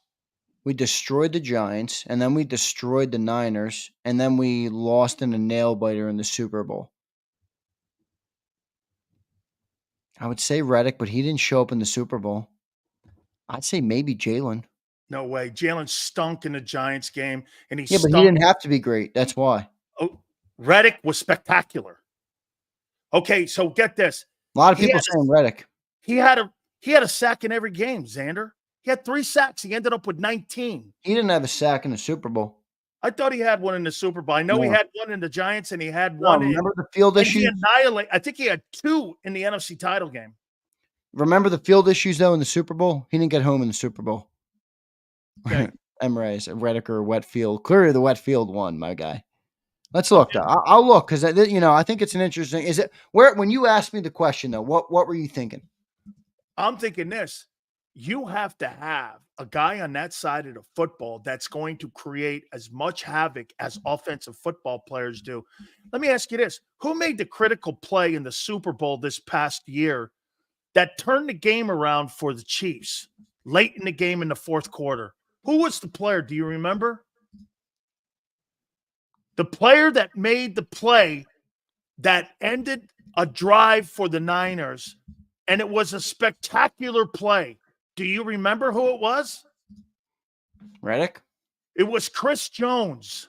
Oh, and the Chiefs. Yeah, sorry, I didn't hear you. Yeah. I mean, he's a beast, Chris Jones. You have to have that guy on the side of the ball, dude, to create that kind of You don't think we got anybody? No. I think Jalen Carter can be that. He's not yet. I'm not saying he is yet. I think he can be that, though. He's a disruptive guy. He's not Reddick or Jones. Well, he's obviously not Reddick, but that loss of Reddick is going to haunt you on pressure because how about this? Do you think you've been rushing the passer well from the perimeter against these poor I think teams? they've come along in the last couple of games. Come along. It's better. I mean, they didn't start very good, and they don't have a dominant player, if that's what you're asking. I mean, Josh Sweat's having a nice year. They do not have a dominant guy. He's got 5 sacks, and that's a thing. That's a good thing there. That's solid, though. I mean, that's what what's his name has, the guy who just got traded. Zadarius Smith already has 5 sacks. He has 5 sacks this year too. Which is pretty solid. Pretty solid. Absolutely. Yeah, I mean, I didn't think he was that productive. Like, how old is Zadarius Smith right now? I think 31 too. I liked him a lot when he was in Green Bay. He's 32. I mean, he's 32. Okay.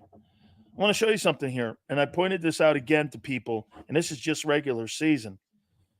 In that year that you guys went to the Super Bowl, you had 38 sacks from the perimeter. You're never going to go nowhere near that number this year. Yeah, but If that was an anomaly, dude, wasn't it? I mean, well, the most. Let me give Reddit. Let me give Sweat 10. What's his name? Nolan may have 5. Huff may have what, 2? You're gonna go from 38 sacks and 22 when he went to the Super Bowl to 17. You need to have more. You need to have more pressure on the perimeter. That helps your secondary too. well, it's got to be Against Bryce those good Hufflepuff. teams. So when people go like this, Sills, how do you think the defense is coming along? I mean, where are they in sacks? They've got to be down at the bottom. No, they're not. I don't think they're too low. I mean, well, one guy's got 5. Carter's got 3. I mean, who has? I'm wrong then. Okay, I thought they were down in the 20s when it came to sacks. Let me look. Yards per game. Sacks. Wow, Giants lead the league. They got Lawrence got 7.5. No, Dexter has more than that. I think he's up to double digits already. No, Birds are 12th in sacks. That's not too bad, dude. how many do they have? 22. That's not awful. It's not awful. Now remember something though. That's not edge rushing. Some of that is also interior linebackers coming, like Bond and Yeah, Bond's got a couple. N'Kobe Dean has a couple. yeah, I think he's got 4 if I'm not Jordan mistaken. Davis. Jordan Davis has 1. Jalen Carter has a couple. I think Davis is 3. Okay. That's not awful. Okay. No, Davis doesn't have 3, does he? Not Jordan. No. I got Carter. Jalen Carter. Carter has 3. Yeah. Jalen Carter has 3. Okay. Okay. Here. Are you concerned about this number? And I'm going to continue to bring this conversation up all the time with you here. Right now, Saquon's got 3. He's on pace for 340 carries. He's never carried the ball over 293 in his entire 6-year career. I said it this week. It's time to get Kenny Gainwell and Will Shipley going a little bit. I mean, I'm a little bit concerned about it just because I'd rather him be more effective late in the year. But at the end of the day, like, can you legislate it? You know what I mean? Like, no, you can't really. That's what I mean. Like, he might get hurt on the 50th carry of the season on any given season. Like, you can't over legislate it. You got to manage it a little bit. Get him out of the game early if you can. So you don't want to Joel Embiid him and kind of like load management here and kind of like well, fuck Joel Embiid. Wait a minute here now.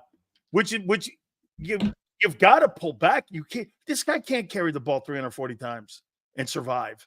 You don't think so? No, I do not. He's never done it. But you're telling me he's 27 years old, and you think after 2 knee injuries, hey, guess what? He found the fountain of middle age. Well, you know, the one thing about Saquon too is he takes some big hits, dude, doesn't he? Just the way he runs. That's my issue with it too, he dude. Takes some big, like even that hurdle. I know it was dope hurdle, man, but that dude cleaned his clock from the back, man. He takes some tough hits, and he's always falling forward, so he's kind of absorbing more contact. You got to manage it the best you can, but you got to live with it to some extent. This is why you signed the guy. You signed him to be a great running back. He's going to get a lot of carries. So I hear what you're saying, but I'm not gonna game plan getting him out of the game every week. You just can't. If you're in a close game and you got to win, I mean, you got 2 divisional games coming up. Oof. You're gonna put Saquon on the bench. If I knew that at the end of the day, like what the Kansas City Chiefs did last year by resting and not having what's his name go for it on 3rd and 4, 4th down against the Raiders, and they saved Mahomes. Instead of picking up first downs, they told him to get down. I don't know. Hey, winning a game, but it's the divisional game, so you have to win those games. I get it. But if it's Baltimore, man, I don't care if Barkley is in the ball game against Baltimore. I care Barkley's in the game against Washington and against the Cowboys. You've got to win your division first. Yeah, I agree with that. Here's his carries. 261, 217, 19, 162, 295. That was 2022. 247. What's your general feeling right now about the Commanders? Are you going to split with them? I want to see how they play against Pittsburgh. Yeah, that's going to be a fun game to watch. I What want to time see is what that they game? look 1. like. Eagles are what? 4:00 this weekend? Yeah. Versus the Cowboys? I want to see. That game might be a snooze fest. Hey, I want to see what they look like against Pittsburgh. Because Pittsburgh beat up they beat up Atlanta earlier in the year. Yeah. And Atlanta's finding a rhythm right now. They look pretty good. Atlanta's good. Yeah. So I look at I'll tell you what, I don't know where Marcus Latimer is going to be. And I know that he's been kind of banged up, but he's been on a shitty football team. Marshawn Lattimore. Marshawn, my bad. I can't wait to see him out there. Excuse me, man. I forgot that you got you got the thesaurus on all the freaking names over here. I thought not a thesaurus. You're doing a sports show. Be accurate. Oh, hey. That's right. I forgot. I'm a reporter. I'm not telling you you're a reporter, but if you're going to say a name, get it right. Oh, he is a great player, though. Dude, you know they got him, though, for AJ. You ever see him against Mike Evans? Yeah, no, those videos that go around social media are great of all the rivalries he's had with Mike. I don't think Mike Evans or I don't think AJ Brown's going to handle that as well as Mike Evans did. Mike Evans is a mean motherfucker. And Mike Evans is going to the Hall of Fame. AJ, he's trending up that way. But I got to tell you, Mike Evans is going to the Hall of Fame. Mike Evans got a Super Bowl too, remember? Yeah, he does. And by the way, AJ needs some more hardware. I'll tell you this. You know that guy that Kansas City signed? If DeAndre Hopkins gets a Super Bowl ring, he's going to Pro Football Hall of Fame. He's got 6 Pro Bowls. Who, DeAndre? Yeah. That was a good move for them, dude. That was a really good move. They move. pay anything for him, too.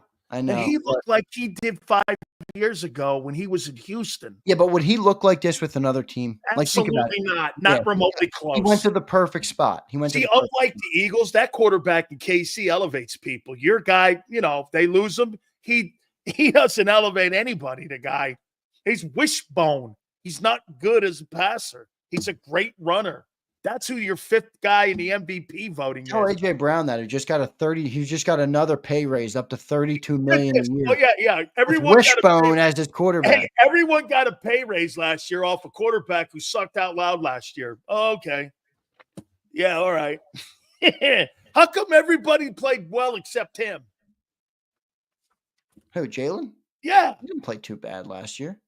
He was second in turnovers, and he got blown out in the playoffs. Oh, you're right. He was great in that playoff game. You see him over there moping around. Did Jalen suck last year, everybody? Oh, God. Hey, we got some honest people in here. Yeah, we do. No, we don't. Yeah, we do. Prince is honest. Honest. Spike will rip you if you criticize Hurts, but he'll come back with a comment the next day and say, "Can we tank for Shedeur?"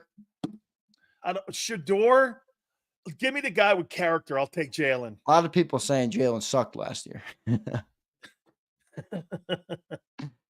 There's LJ. Of course, finishes the top 8 quarterback with 3,400 yards passing and whatever the shit it was, 15 turnovers or 15 picks he had. He's top 8. Yeah. Okay. Baker Mayfield had a better year a year ago than he did. Are you crazy, man? And he beat him. And by the way, he's beaten him twice in a row. By the way, Jalen beat Baker last year too.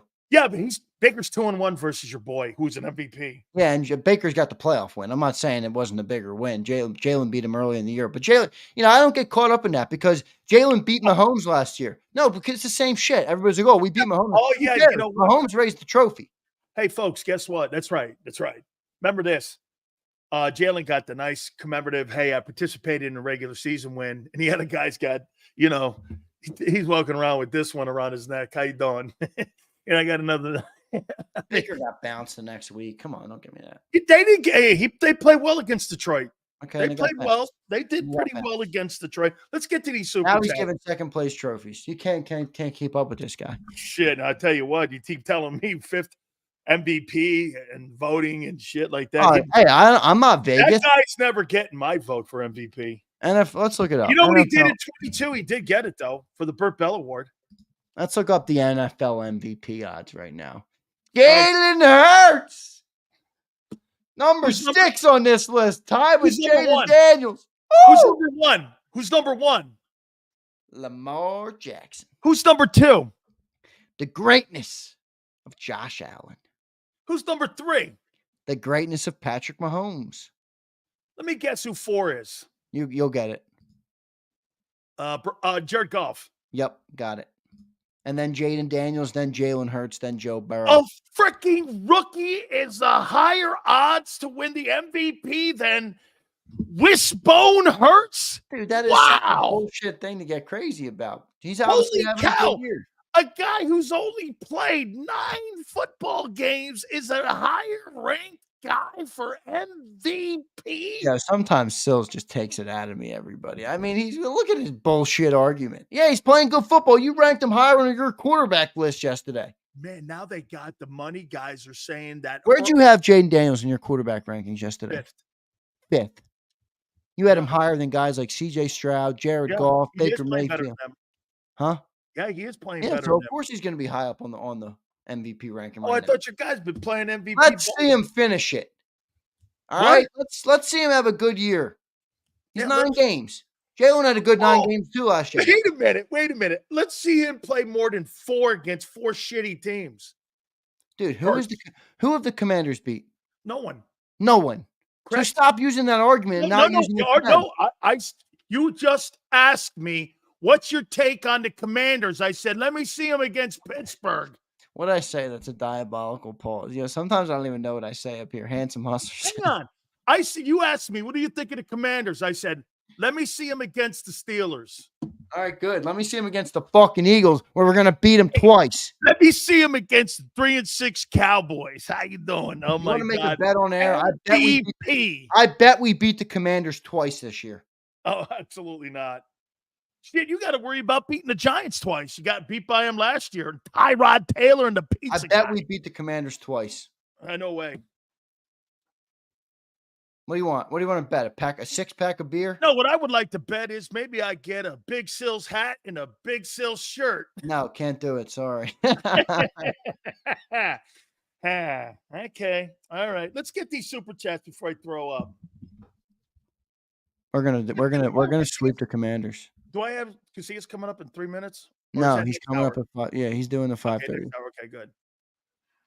Oh, all right. That is a rough one. Sometimes Sills just takes it out of me. It's a diabolical pause. It's a diabolical pause, he says. You guys are Fruit Loops with this stuff here. Let's go. Yeah, a lot of Diddy in the chat going on. Yeah, Diddy who? Crazy. We played against them already this season. Who are you talking about? Really? He sent it 5 minutes ago. Who are we talking about? Oh, that's right. Baker. He beat the shit out of you. I forgot about that one too. I forgot about that. It embarrassed him. You shouldn't have got off the bus in that game. Baker Hayfield. Fuck him. YB, as long as we cover St. Brown, Gibbs, Montgomery, that's a lot of guys you're talking about there, YB. The same way we cover Slayton, Wandale, and the rest of the 2 p.m. strippers. Yep. We're Super Bowl bound. I quickly see that you're being Hey, I can always see this, YB. That's because you've taken a team on at 7-1. You stick with the 4 and 5 teams and the 2 and 7 teams. That's where Xander gets his metric from, playing against those 2 and 7 teams. Yeah, Sileo wants me to magically create an NFL schedule and create games that the Eagles have played, and then make judgments based on no. I'm not making judgments games. Off of what your 6-2 record is. I'm making. You got a problem with the schedule? Call up Roger Goodell. No. I have a problem with people overblowing like you did a year ago when you were 10-1. I'm not saying. I already said many times that you can't crown us yet. We got to keep building. Abe says we can have a JAKIB tailgate if we make the Super Bowl. Not a bad idea, but I got to be focused on content. That would be the problem, Abe, is how do I balance being a drunkard with Philly fans and in the parking lot versus making some content? That would be great television, man. You know, I got to pay big sales, Abe. Remember, I got to keep the content train going. Hey, wait a minute now. A pitcher of beer for 4 hours? Let me see how many pitchers you think I could gun in 4 hours. I think I could probably put 6 down.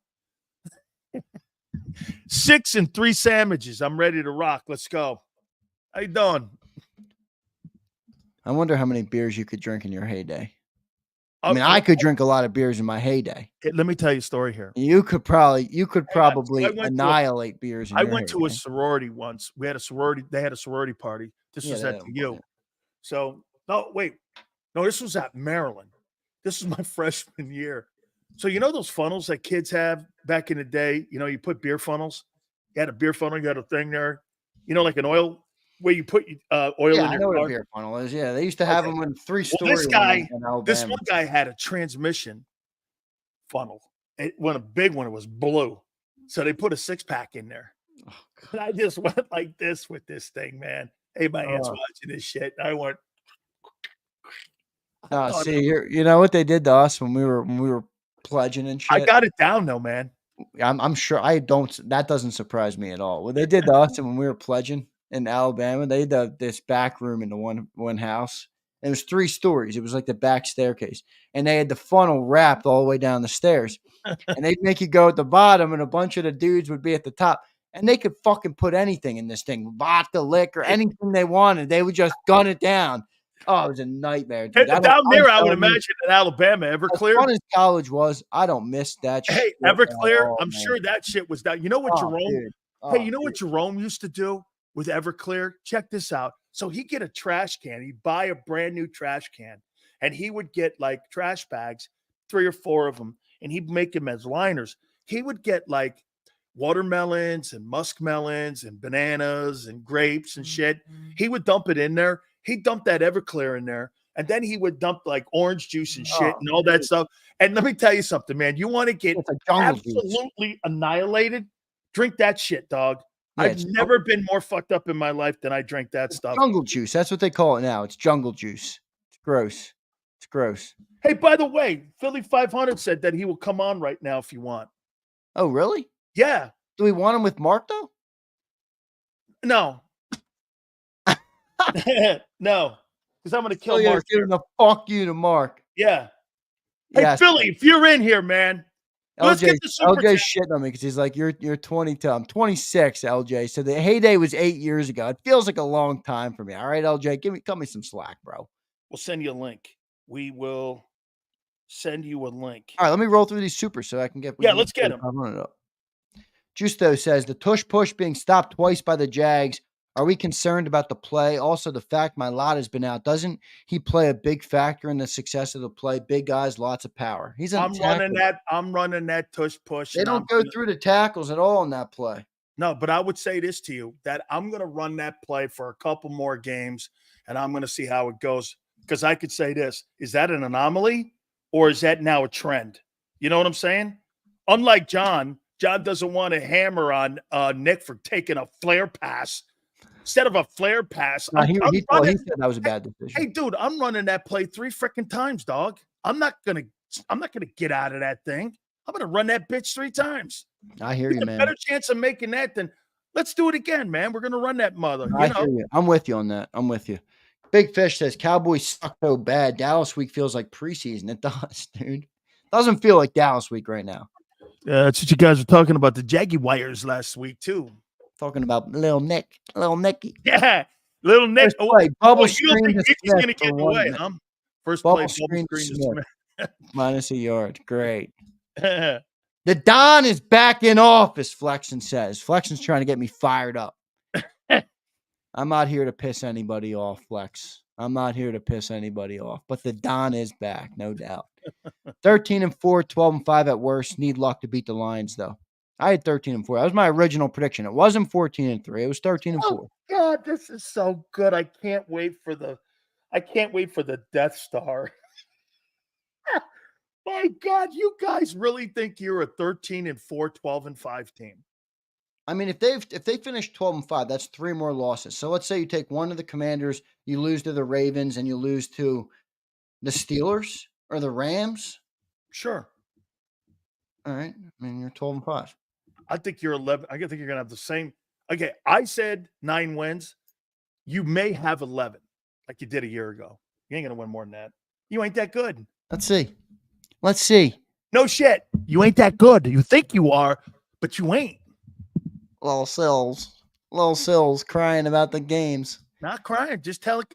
I speak facts here. Unlike the mainstream media, That's why you always get the truth here, justice, and the Big Sales way. We're going to need any given Sunday to win NFC, to be honest. Yeah, I mean, that's every year, dude. Yeah, but you know what, though, man? I'll say this about the NFC. Nobody in the NFC makes me do this. I think this is going to come down to injuries who wins the NFC. I really do. Who's ever the healthiest in that NFC, I think is going to win it. And I like this. YB, where are you? This dude sends a lot of super chats, and they're all in Egyptian pounds. Yeah, this guy's in Egypt. This guy's sending super chats from the pyramids. He's sitting on the top listening to Big Yeah, and Big this guy's sitting on the Sphinx right now, sending me oh my God. sending me Egyptian money there from the Sphinx. How is it over there, man? How is it over there? Hot as hell. Hot as hell. I believe that. Okay, we can trade Dotson and Huff after June 1st for a bag of dildos and break even on cap. I recommend one bag per play. You guys, man, are too funny. We got a funny ass chat room, don't we? No shit, man. Dak Prescott. Did we get this one? Get the W, stay healthy, don't play down, get ready for Washington. Okay? Yeah. All right. Hey, send Philly that link. All right, let's do it now. What's we'll that? Get you now. I'll tell them now. We'll get you now. We're sending now. Let me find it. Jesus criminy, man. By the way, I'm gonna kill Mark Holmes. Oh, you should crush him, dude. I'm going to. He was shit talking. I didn't watch the video yet. Hey, but what I'm sensing right now is, hey, this is what happens, you know. I had Johnny Mack almost walking off the set. I got Mark Holmes posting videos on me. I got Bob Lane. He's apparently still crying that you didn't were you supposed to go to the Cowboys game? He said that. I'm like, I have a hard time believing Sileo said he was going to go to a game in Dallas. This is exactly how this went down. As soon as I said I'm going to go to Arlington, Xander texts me, or no, he behind the thing, he goes, that'll never happen. Xander's got 2 tickets still on his billboard that I blew off like 3 years ago that he brings up constantly to me. Hey, by the way, one of the only reasons why I showed up last year was because I fucked him over 2 years ago, and I still had problems, and I couldn't find my way around the Philly airport. And he was being paid for it. He was being paid, and he still fucked us over. Still get that. It's crazy. Look at him. I'm in Egypt. I'm at the pyramids. Let's go, YB. Yeah, thanks for watching from Egypt. Isn't that cool as shit that me and you are sitting here right now talking, and there's some dude in Egypt listening to it? I think that's dope. I love that about what we do. YB, your new name is Pharaoh. All right, I'm leaving. I got work to do. Yesterday, send that link to my boy, Philly 500. Look at me. I'm not even going to take. There he is. Hey, by the way, so I don't know what it is to me. John McMullen almost wants to walk off the set. Mark Holmes is bitching and moaning and crying and sending videos out about what a bitch he is. You know what he has and what the problem is? And this is why Philly 500 is legendary. So, hey, you know what you should do? Send that bitch, Mark Holmes, a link. See what he does. I'll send that bitch a link. That bitch ass. I love Mark, though. Hey, I gotta be honest. Hey, no, I do too. Me up, dude. I watch Mark's channel. If he wants to moan and cry, he can moan and cry. It's going to be a fun 3 years on Mark's channel. Wait a second. Let me say this to you before I get Philly 500 up.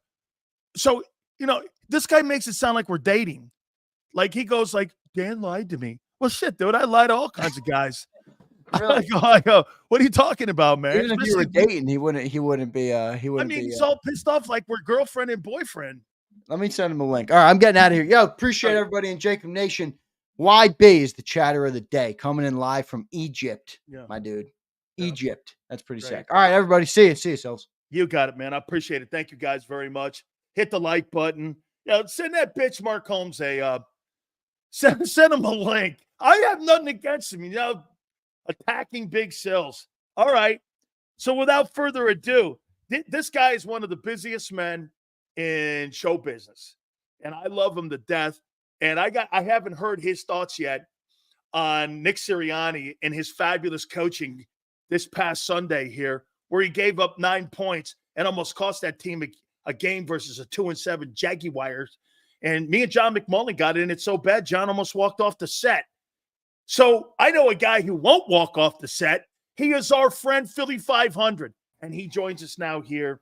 What's happening, Sills? Big Sills. So what's up with your boy, man? Which one? Mark Sileo? Oh. That dude's a nut. The dude is a nut. He's totally losing it. He's coming unglued. You should have just seen the thing we just had to do. The guy the whole time's blaming the other people for everything. This is what this guy does.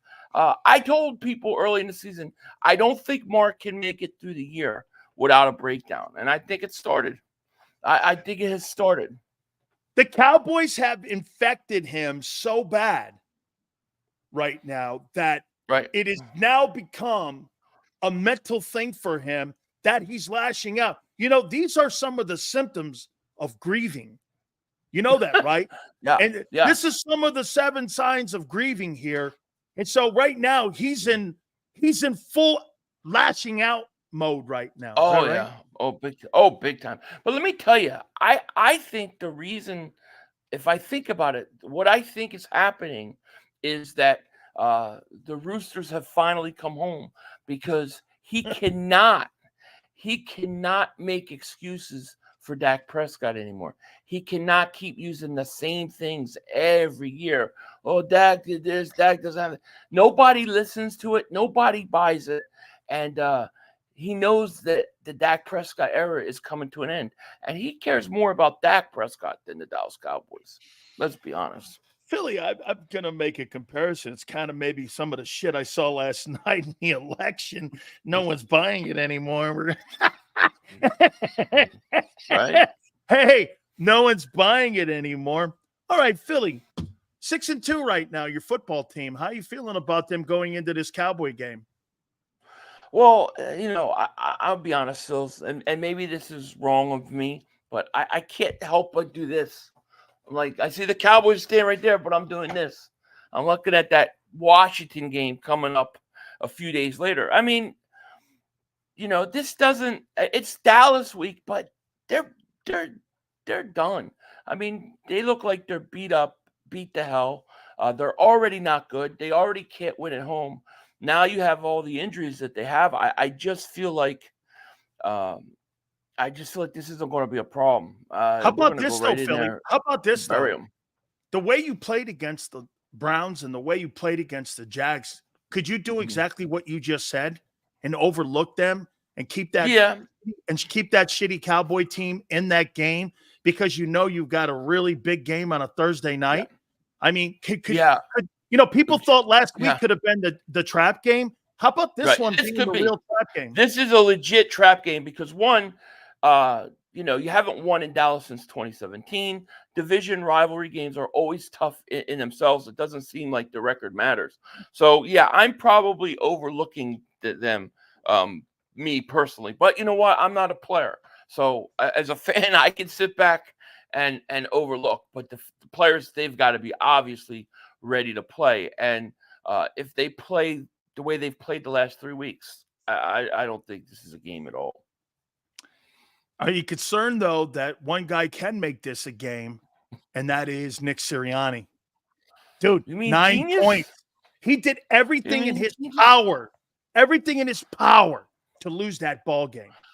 I know. I've been saying for weeks that the Eagles win in spite of Nick Sirianni. The talent is good enough that they still come away and win games. I question his feel for the game. I question some of his play calls. His feel for what's going on at the time. Like, you have to have a feel.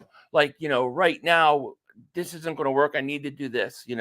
I have some real issues with his play calling or his decision making for sure. Who are you more impressed with right now? The offense for the Eagles is 6th in total offense. Yeah. And the defense for the Eagles is 3rd. I got a Who good are you defense. more impressed with? Yeah, I got a good defense. On some level, you expect it with the offense. Now, I will say this. I knew this is what he was going to do. I knew it. I was trying to tell everybody this is what Barkley is. So I expected it. But the defense, man, not only have they surprised me, but they're fun to watch. Like I actually am enjoy watching some of these guys play. I think Cooper DeJean going in for Vontae Maddox, when they made that move, I think it was like lights out. They still got problems. Don't get me wrong. I'm not saying that they're like, the 85 Bears, but they're young, they're upbeat, and they're getting better each week. Well, I got to tell you, man, you see me, I'm more of a pacifist. I'm an easy guy, and I understand grieving. What you do is you lash out at others when your team blows out loud. I get it. So I'm starting to get these notifications that, hey, your boy Mark, man, he's upset with you. And I'm like, I didn't know we were dating. And so he goes like, he lied to me. You told me you're going to the Arlington game. And I'm like, okay, I lied to you, man. I'm sorry about that. It's kind of what it is here.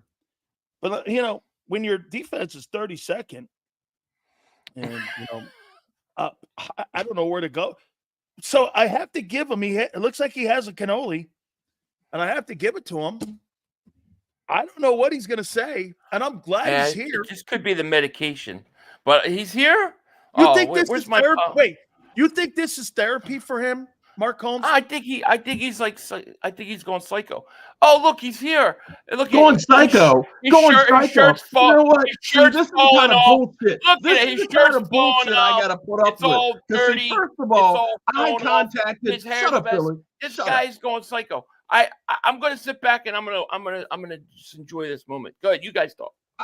You know what? See, I see what you mother humpers do. See, Xander, I contacted him on Tuesday and said, Xander, we've got to do this football feud on BetUS. BetUS, of course, where you can get 150% matching, 150% matching by using the YouTube code 150 up to 3 bets. Don't forget, second and third, 125% also. Not just the 150 on the number one, but second and third is 125 as well.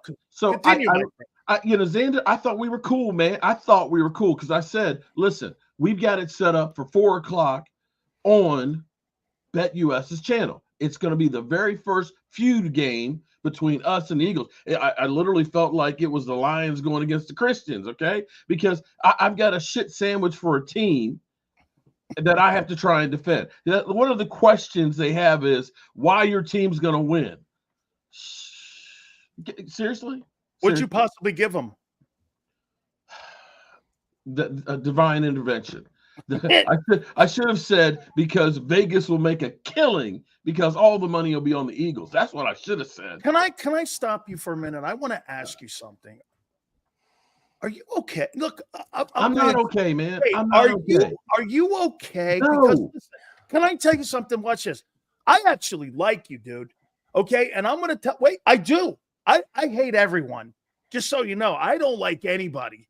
Okay, Xander will tell you. I actually like you, and your sorry ass way of doing things. However, why are you upset with me because your team sucks? Bro, you don't seem to understand. I'm trying to educate you, dumb old ass, okay? Your ass is too old for YouTube, okay? Okay. All right? You know what I did there, bro? No. My bro, fucking cat can have a YouTube channel. Here's what you don't understand, bro.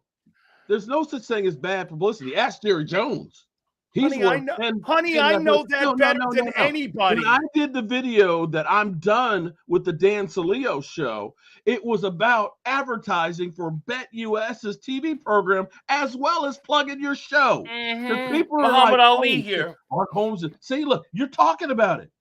Bro, I'm trying to teach you how to do this shit. Don't tell me how to fucking do things. I know. I've been doing this 100, like you said. Then why didn't you recognize that, bro? What do you think? And listen, I told Xander and I told Philly, send that dumbass a link. I like the guy. I want to know what the fuck is going on with. I'm concerned. Listen, I know you had so many expectations. I know I year. did. It's like going on a date and you show up and it's a blind date and you go like this. Holy shit, she's a fat ass. and you go, I want out of this date as fast as I can. That's exactly what the 2024 Cowboy season has been for you. Wait a minute. You're so disappointed. Hold on. It's Let me on clarify. your face. Wait a minute. Your Wait. emotion. Let me clarify something first. Please. She's got a fat ass? Or she's No, I'm all right with a fat ass. I'm all right with that too. I'm all hey. Okay. I'm just checking because they might not be that bad. No. Hey, You know listen, what? hey, big cans and fat asses, I'm with you, Mark. I'm good. Okay. You All know right? what? Here's the thing that I wish. I hope and pray that my Dallas Cowboys players, whomever it may be on the field, have as much passion about the Cowboys as I do.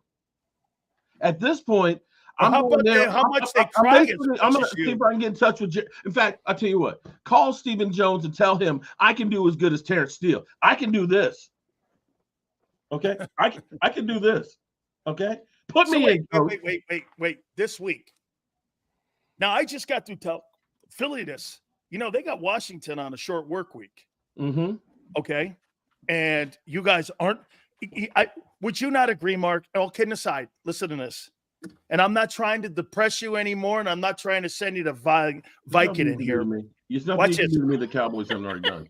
Stop moaning. Listen, total defense, you're 27. Pass defense, 18. Wait a minute. Hold it. We moved up? Oh, we're 27 now? Rush Oh, defense, shit. Oh, you're shit. 30th. Scoring Oh, shit. defense, you're 31st. Red zone, you're 32nd. Third down, you're 12th. Have you ever seen the Cowboy defense No. in worse shape than they are right now? 2020, I thought was as bad as it could be, which was a historic defense. I mean, historically bad that they gave up more points than any other season. But see, here's where it gets even worse, Sileo, is the 76 yards we're running a game. You know how bad that is? Oh, it's awful. In 1960, we rushed for 87 yards when it was our very first season. In the 1 in 15 year, we rushed for 89. We are literally worse than any team that we have ever had in the history of our franchise in 64 years. You can't expect to win with that. I don't care who you got out there. If you can't run the ball. The last time you played the Eagles with Cooper Rush, 3 interceptions. but it was 2016. Yeah. Billy, are you concerned? I mean, they could overlook this game, bro. I mean, No? I always worry about overlooking a game. Look at how you That's played always against the capable. Jags. It was a 4-point win. I mean, that's always something that you always worry about, especially a division game, because let's face it, Dallas's season's basically on the line, and they're a division team. So of course, on that level, yeah, I worry about it. I think about it, but I think at the end of the day, I don't think it's going to matter. But I keep thinking about, as Mark is talking about his great defense, I keep thinking about we don't have a great defense. keep thinking about earlier this summer when him and his little Cowboy fans on his channel were outraged, and they did stream after stream after video after stream about Philly 500 going on Dan Sileo show and saying the Eagles had a better secondary than Dallas. I said it too. Where's my apology, Mark? I ain't apologizing for shit. Yeah, you are, because your sorry ass was wrong. Mark, they are All I'm going to say to you, Philly, is way better. Way better. Philly, all I'm going to say is you better not lose to the Cowboys. You better not lose to the Cowboys. You better run us out of that stadium. You better literally have me there crying. Mark, think about this. I think of you guys like I think of the Washington Commanders a few years ago for many years. I don't even look at Dallas as like, oh, we got to beat Dallas for the division. You're that team. You're that team in the basement. You're that trashy team, that couldn't fit in the trash can, so they put you next to the trash can because the Giants are taking up the room. That's what I look at your Cowboys. Hey, I think you should take half the star off, should be half a star. And here's the thing lying. that's even. I mean, here's what the do you thing want that's to say? even more. What do you want me to say? We have a trash. I'm going to tell you something lineman. that's really. Let's see if this gets him mad now, right? That don't get mad. Let's see if this. Your boy Dak Prescott, he quit. Ran to the IR and got on the IR over hamstring. Dude, he quit. He said during that game, we effing suck, and he quit. Mark, I'm going to agree with. Listen, 4 weeks, for a hamstring when your We team don't have needs to be you. ridiculous. Come on, No. man. And by the way, God forbid that Cooper Rush, who's 5-1 as a starter for you. Well, If that guy plays well, I'm not bringing him back and putting him in there. This is the reason why you just hit the nail on the head. The reason why the Cowboys win this game, because it would blow everything up with the Dallas Cowboys. Quarterback controversy. I think they trade him. Well, they can't trade. That's got a no trade clause unless. Oh, that's right. That's right. But here's actually I probably shouldn't say this because then somebody might hear it and think it. But this is where the Cowboys actually have an opportunity to do something different. You couldn't bring in Trey Lance, and I know you go ahead and insert joke now. Go ahead, insert joke now.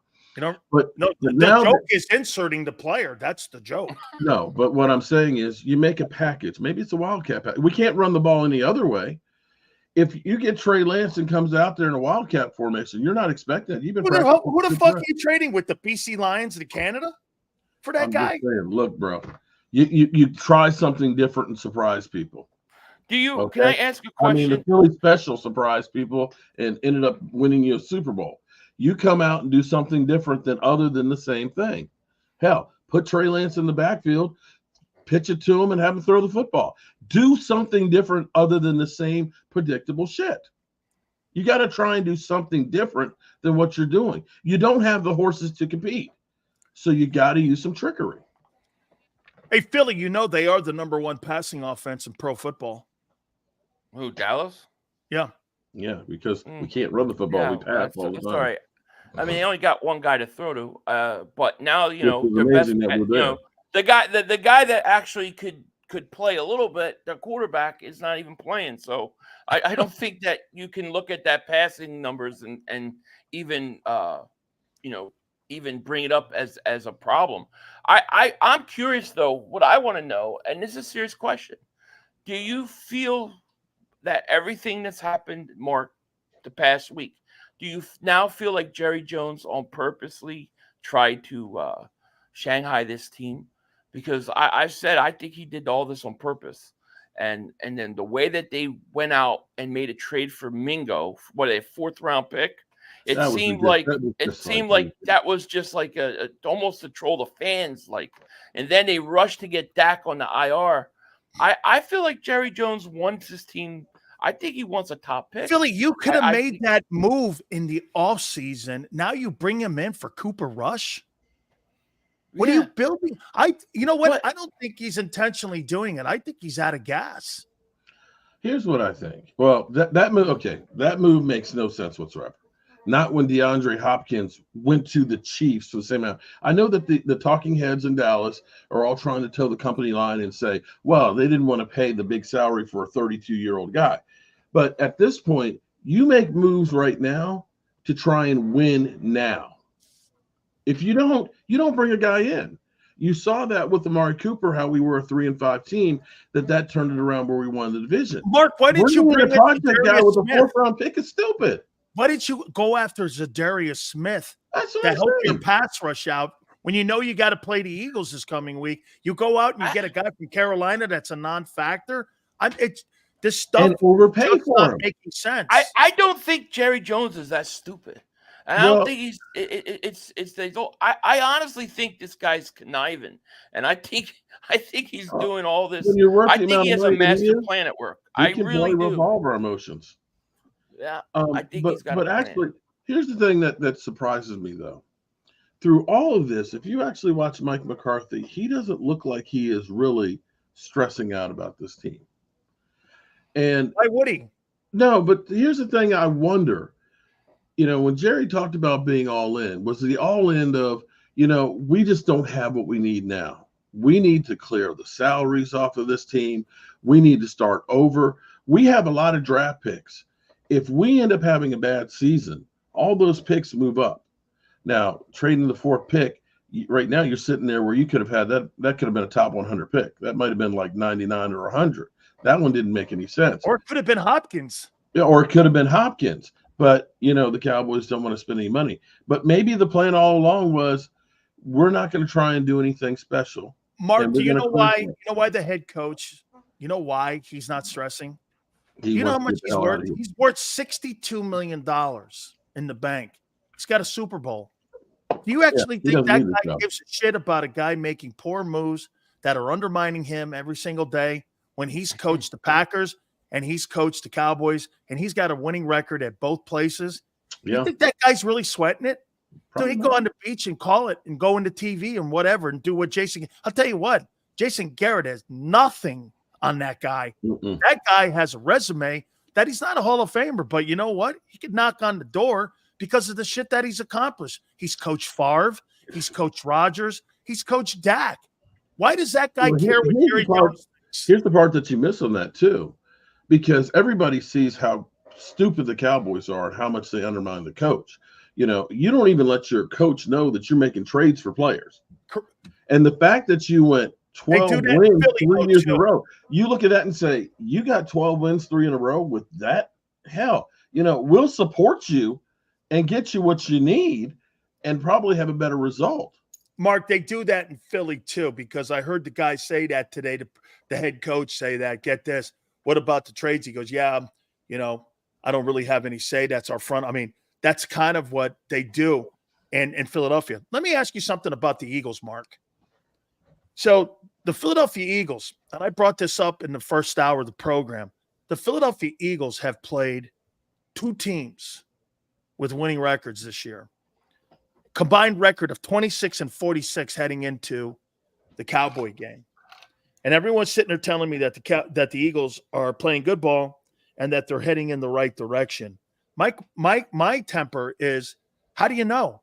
You haven't played one good team in the last 4 weeks since the bye week that has been anything that's worth a shit. Mm-hmm. And you played close games against the Browns and you played close games against the Jaguars. Think about the Jaguar game, Mark. That was the last possession ball game that they had where, get this, they had no right being in that game. Mm-hmm. Then I'll ask Philly this question. How do you know if your team right now has a Super Bowl roster when you've played nobody on that football team? I'm not saying Washington has either, and I want to see Washington versus Pittsburgh this week before I start giving them a crown on how good they are. How do you know how good they're playing when they haven't played one viable football team across the board? It's a team sport, defense and offense. I mean, is it fool's gold? You asking Mark or me? I'm asking Mark that first. You know, that's what I said about the Eagles, that, you know, they're doing a circle jerk and everything, that they're a great team and stuff. But the Jaguars had a chance in that game, as good as the running game was in Barkley with that 360 hurdle and shit that he was doing. The fact that it was going down to the wire, and had that pass been a good pass, we'd be talking about you coming into the Cowboys with the loss. That was not a great win. And I'm looking at a lot of those games. Now It's a 2-7. It's I'd a be happy 2-7 for a team. win like that. I'll be honest with you. My team, we're shit. There's no ifs, ands, or buts about it. Jerry Jones and Stephen Jones, their whole thing, everything they have done has turned to shit. There's no chance for this team right now. They're just not as it's currently constructed. There's nothing to feel good about on this. If I were the Eagles with the players that I have, I'd look actually and say they should be playing better than what they were against the Jaguars. Philly, your takeaway on that? They can't even. This guy can't even acknowledge that when his players, like when his quarterback has good players. Now he wants us to acknowledge the level of wins and how they played win-wise. It doesn't make any sense. How are you supposed to judge if they're a good team? What are they supposed to do? They got to score like 40 points every game. Like what's the barometer? You can only play who's on your schedule. Well, don't you have to? Don't you look at free schedule? Yeah, but wait, don't you look at free? Well, I look at 3 phases of your football team and how you're playing, because a year ago, people were telling me how great teams were and how great the Eagles were when they were 10-1. And I said this, that team is not as good as people think they are. And people were, at the end of the day, ended up going, Sills, you're right. Now, do I feel better about that unit this year, sitting at 6-2 versus 7-1 a year ago when you guys, yes, I think there's a lot more younger talent. But Philly, my contention is this. I'm not saying they're not trending up. I'm not saying that they're not. My problem is this. Are they a Super Bowl team yet? How the fuck could you tell? Where in the can't. world do you tell? And by the way, that's across the league. Okay, that's across the league. That's my point. Yeah, you can't. Okay. I mean, can you tell Detroit? I mean, Detroit looks really good, but who have they beaten? No, it's not who they've beaten. Who have they ever beaten? How they beat them? Right. They pound Who them have into they ever submission. beaten? So I mean, they've not been in the moment where they've played significant ball games that matter. I mean, this is the first team that I've seen. You look like you disagree with me on this. That you think they've played good ball against this schedule here. No, and it's not. No, I'm sorry, I didn't mean to cut you off. No, go ahead, brother. No, it's not that I disagree. I mean, because look, you can only play who's on your schedule. So I understand that question, but I think that's just a general question for every team. I don't think that's an exception to the rule with the Eagles that you can say, well, we can't talk about the Eagles being good and up there with these other teams because they haven't played anybody. When you could say that pretty much, in my opinion, about every team in the league. So to me, what I say is, you look at the talent on this team and you think that you're good and you think that you can win these games, and you're going to find out when you play the teams. And that's really the only way you're going to know. But I will say this, if you look at the way this team plays and you look at the closeness of games and you look at the Atlanta loss, right? If you look at all those things, 90% of the times, the reason for close games, the reason for struggles is self-inflicted. So what that tells me is I haven't seen a team come out and just beat them because they're just obviously faster and stronger and quicker and better. What I've seen is a team that's very talented come out and play down at times than, to teams and lesser opponents. So I look at it like, listen, this team, if they can fix and get everything moving and humming, I think they got a chance. That's how I look at it. I got Tony Casillas coming up at 5:30, Mark, and I'm going to talk to him about the defense, and I'm going to talk to him about the Cowboys here. But I must tell you, man, I really do worry about your health right now.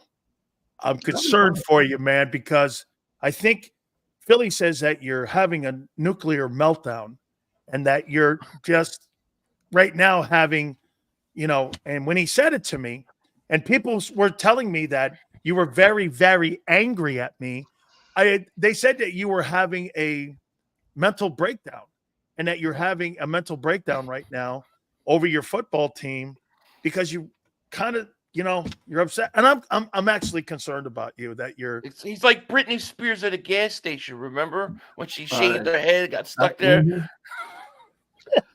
Are you going to shave your head like Nick Sirianni and try to change the season around? Is that what you're going to do? No. Are you okay though? No, I'm okay, but I know you're a lying sack of shit. Okay. Here we go. Okay. Because literally, and the funny thing is you literally lied right there. And Xander said, "You ain't going anywhere." He's like, "I'm not." Yeah. And you played that whole thing. No. Right there, I actually thought about it, but then when it came to actually doing it, it's almost completely impossible for me to ever follow through with anything like that. So let me just give it to you this way, Mark.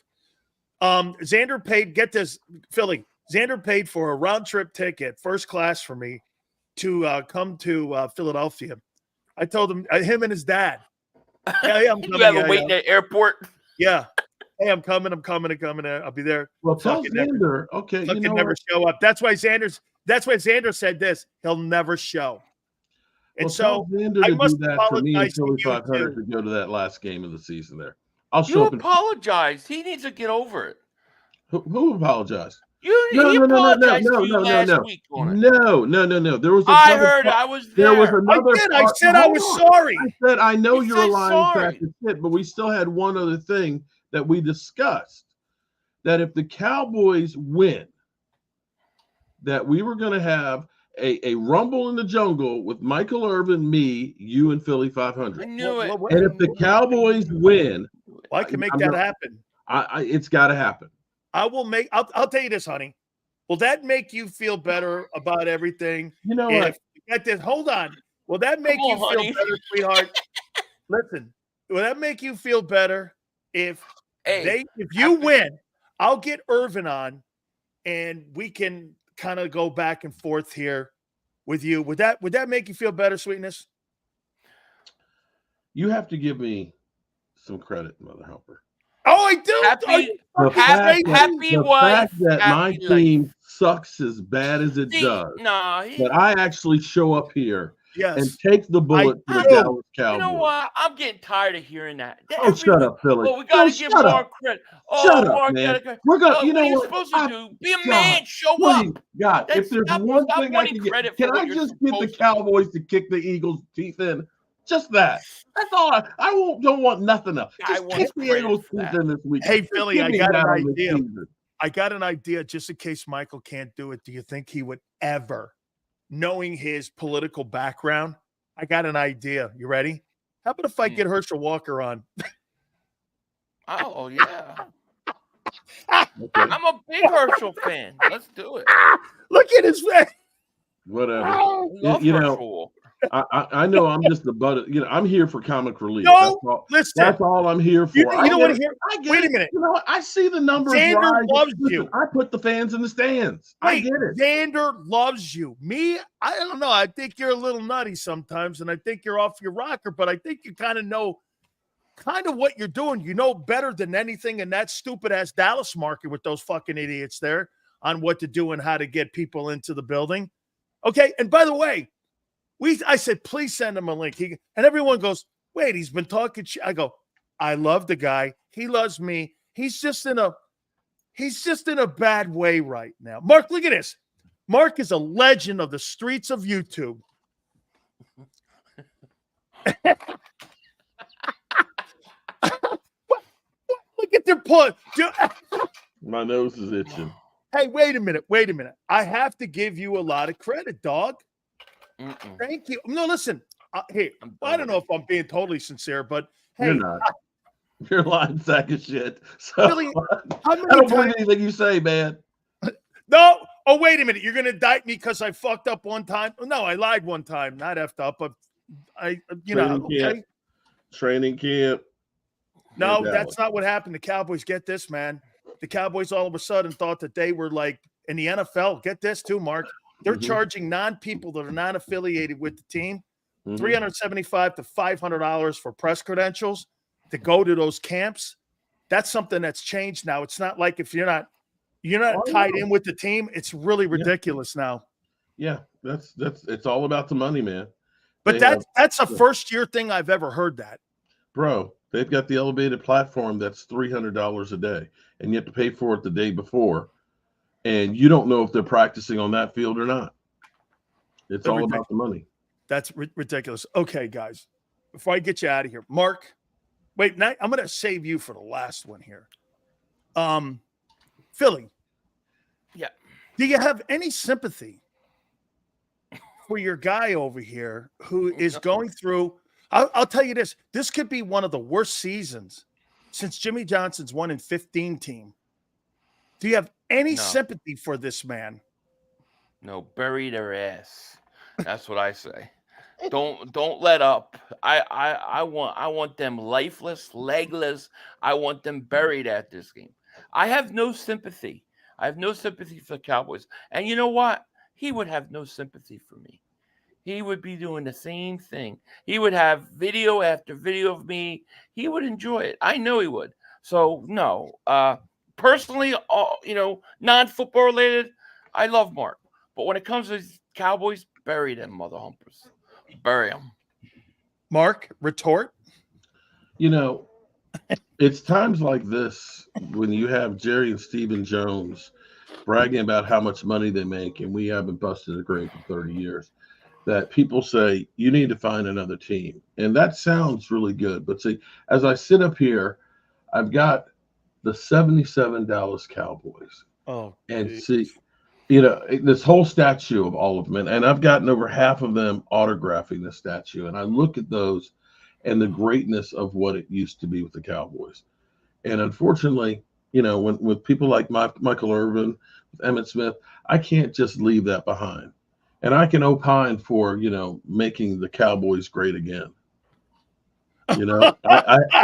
You're going have to use hope. that line after last night? It's all we got now, man. We got to have hope. Hey, wait a minute here. So you're going to give me a history lesson like I'm walking through the Smithsonian? Oh, I know. No, I'm saying, no, that's why people are like, leave that team. And it's like, I can't leave. You know, if I'm looking around my man cave here and I see, you know, the autographed football from Tom Landry, you know, my homeboy Charles Haley and things, I can't just walk away from that.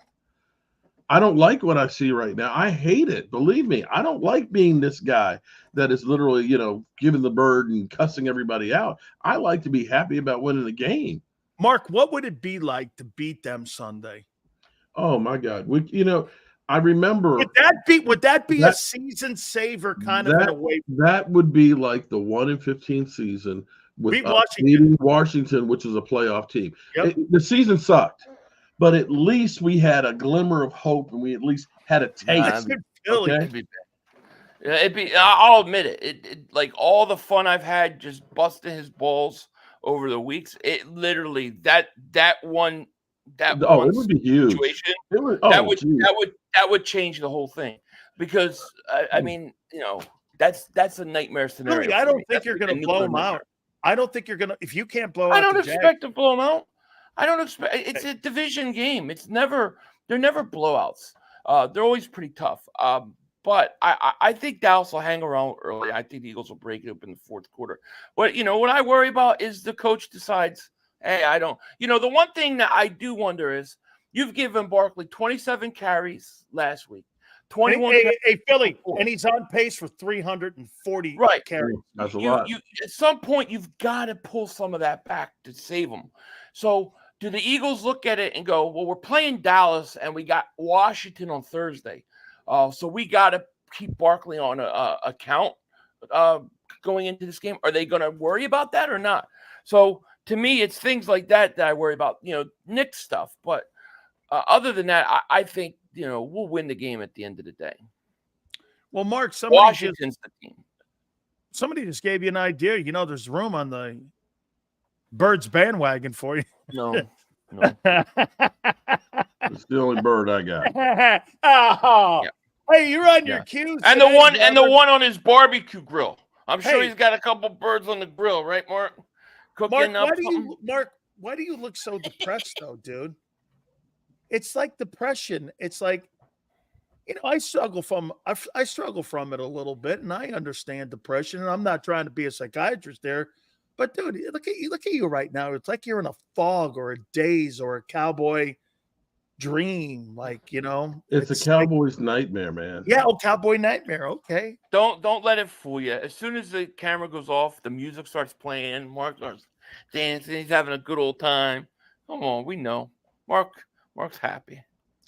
Mark, we're concerned for you, and I want to tell you we love you here. This is therapy for you, and I just want you to know we care for you. We have Do you like bright lights or white walls? Which is better for you? Mark, would you rather be in a dark room or a lit up room? Look at him rolling his eyes. Alexa, turn off studio lights. Hey, Mark, you want to? You like one of those things that tie your arms? That looks evil. See, this is what this guy must go through. He must go through shades of evilness and kindness. This is what does have a voodoo doll. Look at what this team has done to you, Mark. They have made you a fucking basket case for 30 years. How can you take this? How are you not out of your mind? Who said I'm not out of my mind? Oh, no. I got that. All right, listen. Hey, score for the game, Philly. The last thing here. Score for the game on Sunday against the Cowboys in Arlington that I was supposed to go. 27-13. What about you, Mark? 19-10 Cowboys.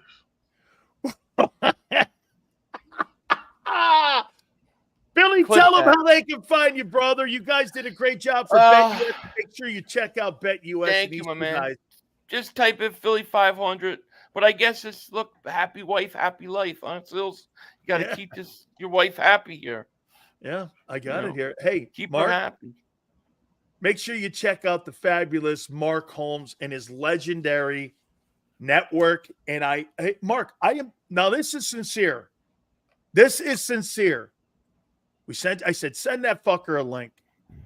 I go, I hope he comes on because we know what we're doing. We're good. Has everything been settled here? Are we good? Or are we kind of It's hate week. Oh, it's the Michael Irvin thing. I have to make it up with the Michael Irvin thing. It's hate week. I hate you, mother humpers. Hey, hold on. If I get Irvin on with the three of us, that's good, right? Yeah, that's good. That would cover it. That's good. I'm going to go to his restaurant, I believe, on Friday night, too. Definitely check I think it he's out. going to be there. Stalking him, huh? Hey, Oh, go there. Lordy. Hey, guys, I'll see you guys later. Mark Holmes, thank you. It's his Philly, thank restaurant. you. People are supposed to go there and eat, you jackass. How is that stalking a man who has a shingle Michael, of a business Are you going out on there? Dan Sileo Oh, show? Jesus Christ. Thank you, guys. After this meal. Thank you. Thank you, guys. Oh, my God almighty. This is fantastic. I got to hand it to Mark, man.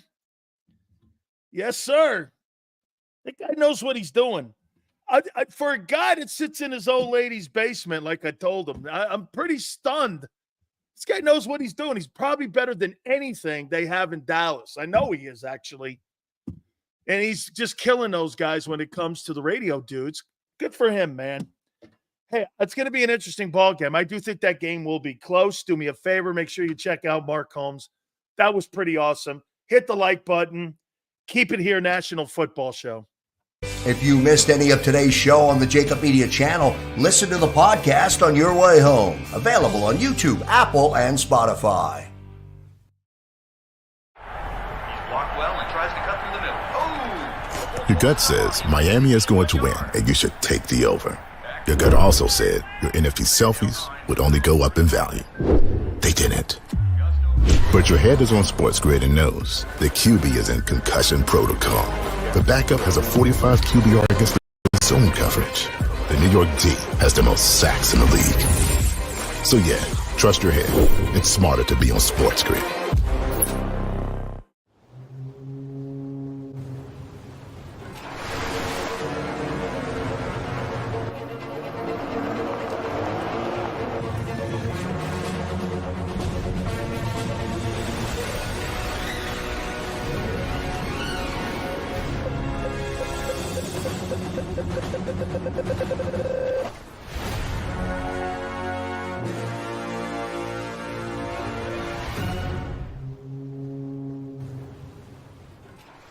Score and save in southeastern PA and Delaware with Colony Pools this football season, and let the experts close your pool with a custom Merlin safety cover in green for the birds. And if you join our Winter Watch team, we'll give you another 20% off, and Colony Pools will handle it all.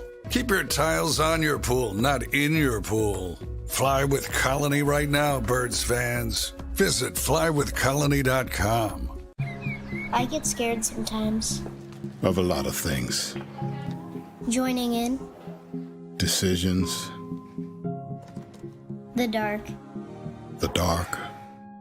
But I once heard someone say, But as I always say, it's okay to be afraid as long as you face the fear. and keep moving forward. Wherever you are in life, count on the name trusted in insurance for over 80 years. Independence Blue Cross. Hi everybody, my name's Jason Lombardi. I'm an inspector at DryTech. At DryTech we offer three major services, the first one being basement waterproofing. The second service we offer is foundation and structural repairs. And then the third service that we offer is mold remediation. If you feel you are having a waterproofing issue, give DryTech a call or check us out online.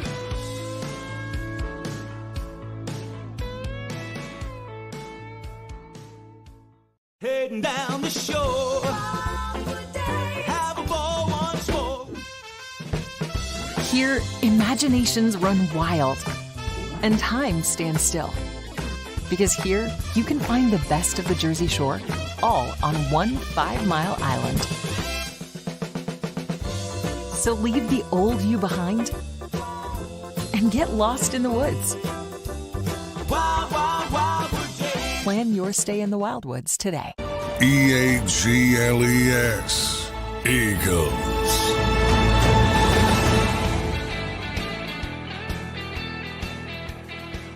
Big Sales National Football Show. Our friend Tony Casillas will join us. That'll be at the bottom of the hour. The owner of 2 Super Bowl rings and All-American at Oklahoma. Second pick in the 85 draft.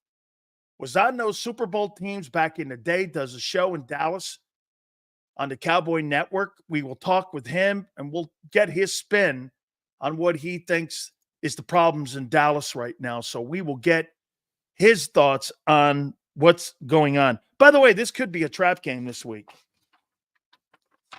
You're not that good. You have a chance to be really good. By the way, these are the kind of games right here where you can really have some takeaways. Divisional game.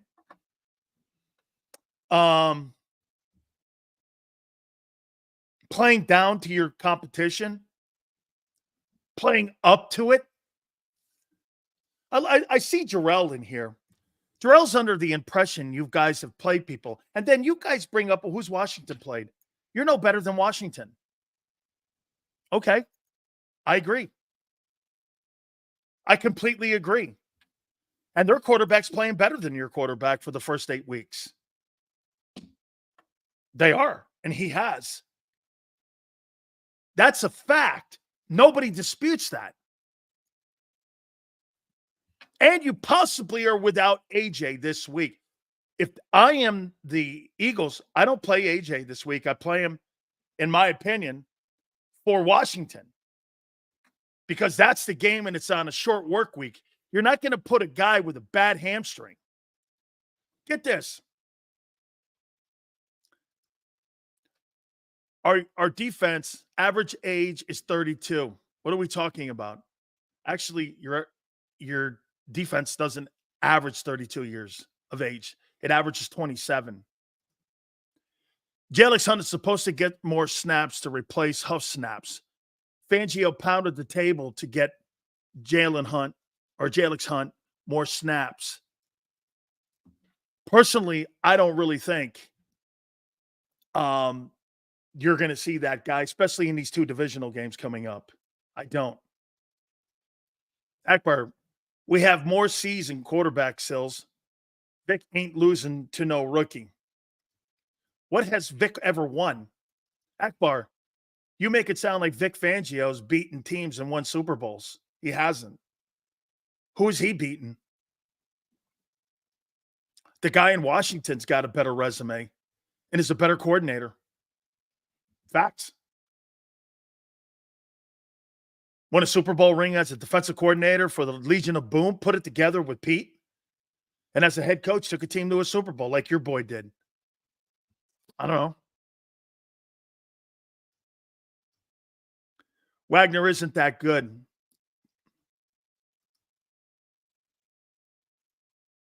Washington is good. Jarrell, what's your most impressive win this year? Green Bay? Okay. Green Bay. All right. It's a good one. The defense is not elite. Your passing game is 20th. That's not elite either. You don't have an elite passing game. You're 20th. That's bottom third. We ain't playing the Super Bowl, Sills. Your take is extreme. Well, I think you should play like a Super Bowl team every time you step on the field. By the way, Xander, I might have missed some super chats. I believe the Eagles, Sills. I believe in the Eagles, Sills, so long as Camilla Hurts doesn't mess it up. Trump was in office the last time we won a chip. Okay? Xander, did I miss any super chats during the interview with the 2 boys in the on I want to divorce Mark. Dak Prescott. Okay? Mark's hope is pinned to McCarthy, creative genius. Mike McCarthy has a better resume than Nick Sirianni ever will. Jalen has bad last year as Dak sucks this year. I call Dak making business decisions to be doing it by week 9. Hey, by the way, I think you're right, Jalen. I think he made a business decision. I totally do. Josh Allen's better. Sills came into the fire when I'm giving Tommy smoke. Yeah. I like Jarrell. Mike McCarthy's a mouth breather. Yeah, with a Super Bowl ring and a winning record as a head football coach and $62 million in the bank. I don't know. I think he's okay. I mean, Mike McCarthy has a great resume as a head football coach. Coached the Green Bay Packers and the Dallas Cowboys. And he's got a winning record in both places. I don't know about you. What else do you want? Says, I like how you stood your ground against JM. Keep it cool. Oh, John McMullen. Keep it cool. Stood your ground on what you believe. Nick is holding the offense back without a doubt. Take the damn points. I get it. I'm with you. Especially in speaking of that. By the way, Tony Casillas is going to join us in a couple minutes here. Let me read you some of this shit that Nick Sirianni was talking today. Here was Nick talking about monitoring Saquon Barkley's carries. They're keeping an eye on it. And I do agree with you. I don't think you really get beat up with the carries in the game. You know, when you get beat up in practice Monday through Saturday. And I think they're doing probably a great job. He's probably not doing anything. Xander, I think he mentioned it before. John McMullen said that Saquon Barkley's probably not even in equipment during the week. You're not going to put that guy in equipment. You have him probably in helmets and shorts, just out there going through plays. So you're monitoring him, probably just going through like the motions during the week just to make sure he's involved in the game planning. But I'm not letting that guy hit anything. So you get beat up in practice. You don't really get beat up in the games. So the problem used to be when teams used to be so physical during the week that you have contact during the week, and then you'd have contact on Sundays. So if they're gauging that and they're taking care of him during the week, he might be able to get to 300 carries. They were talking about reps for Josh Sweat. Nick Sirianni was. I think your edge rushers are not very good. I think Smith's showing signs. He's not killing you. Huff stinks. I just don't think they're very good edge rushers. I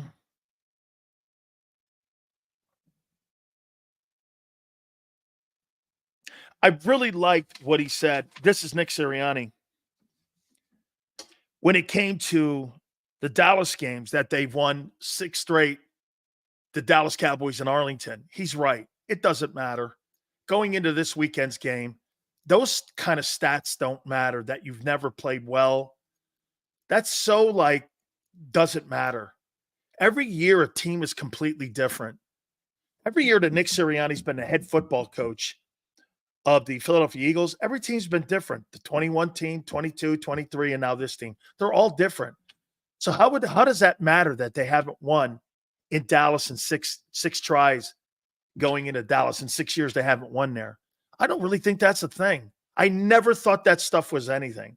Or they've never beaten Cincinnati like back in the day. Okay? That's not really a deal.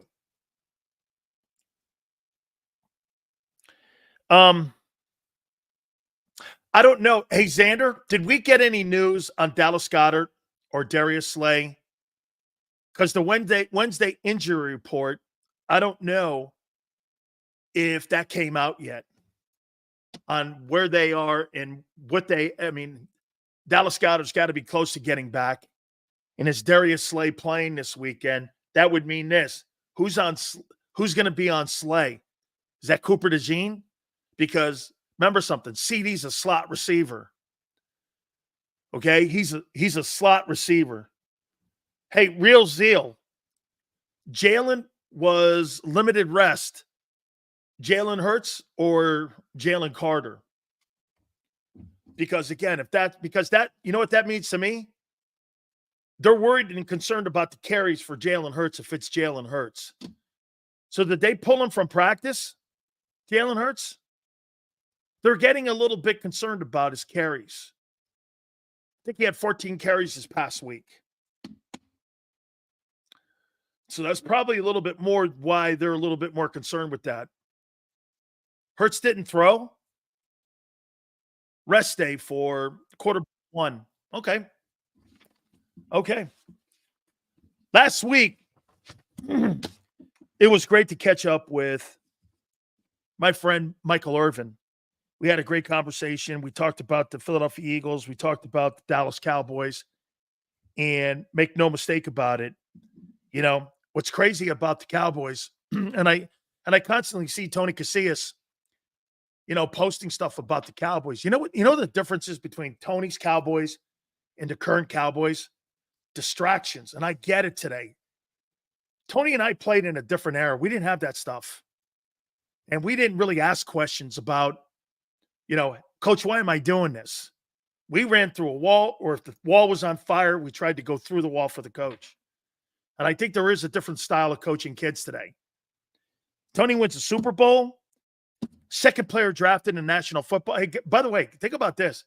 Tony's a nose guard and was the second player taken. That just shows you how great he was when he was in college at OU. And that was by the Atlanta Falcons. And Jimmy loves the guy.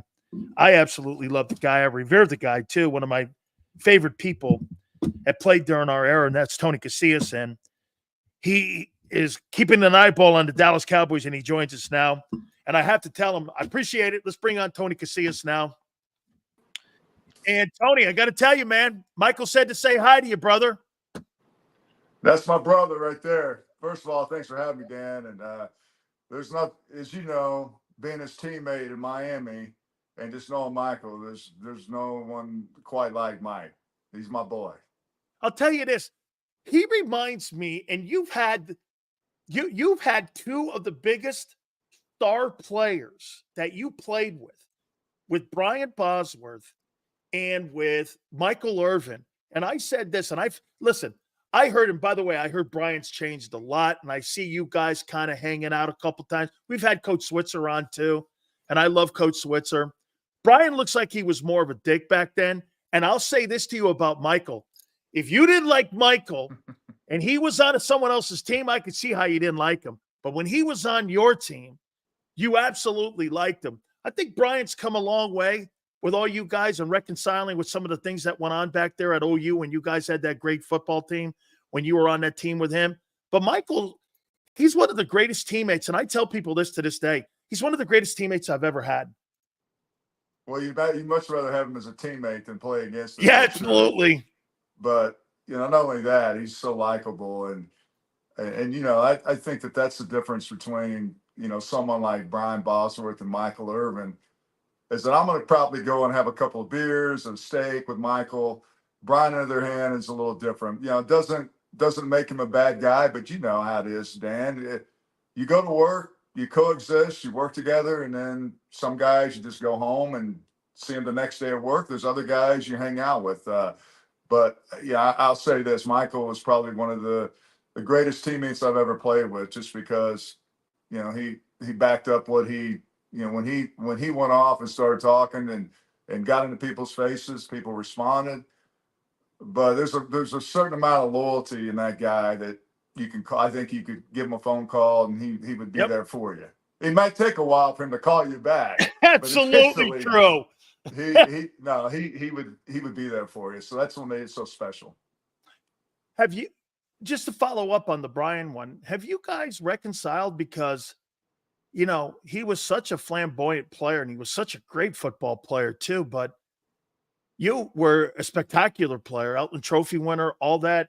All-American, second pick in the draft yourself. I mean, have all of you guys from that team, that 85 team, have you guys kind of reconciled with him a little bit? And has that thing come full center now where you guys are friends? Because it was adversarial a little bit with some of you guys at the end of his time there at OU. Well, and that's been so long ago. You never carry grudges. And, this time in my life and just turned 61. But I think there's a certain amount of culture you have in a locker room. There's a certain amount of loyalty you have to each other. And I think sometimes when people say things and they kind of cross that bridge where there's not much loyalty there, I think that's kind of the difference with teammates.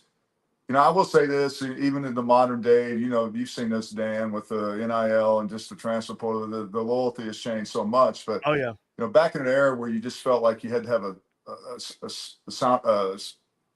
amount of trust, for me, I think that was, there's a lot to be said for that. Some guys do that, and some guys will sacrifice that to capitalize on their brand, and certainly, the boss did that.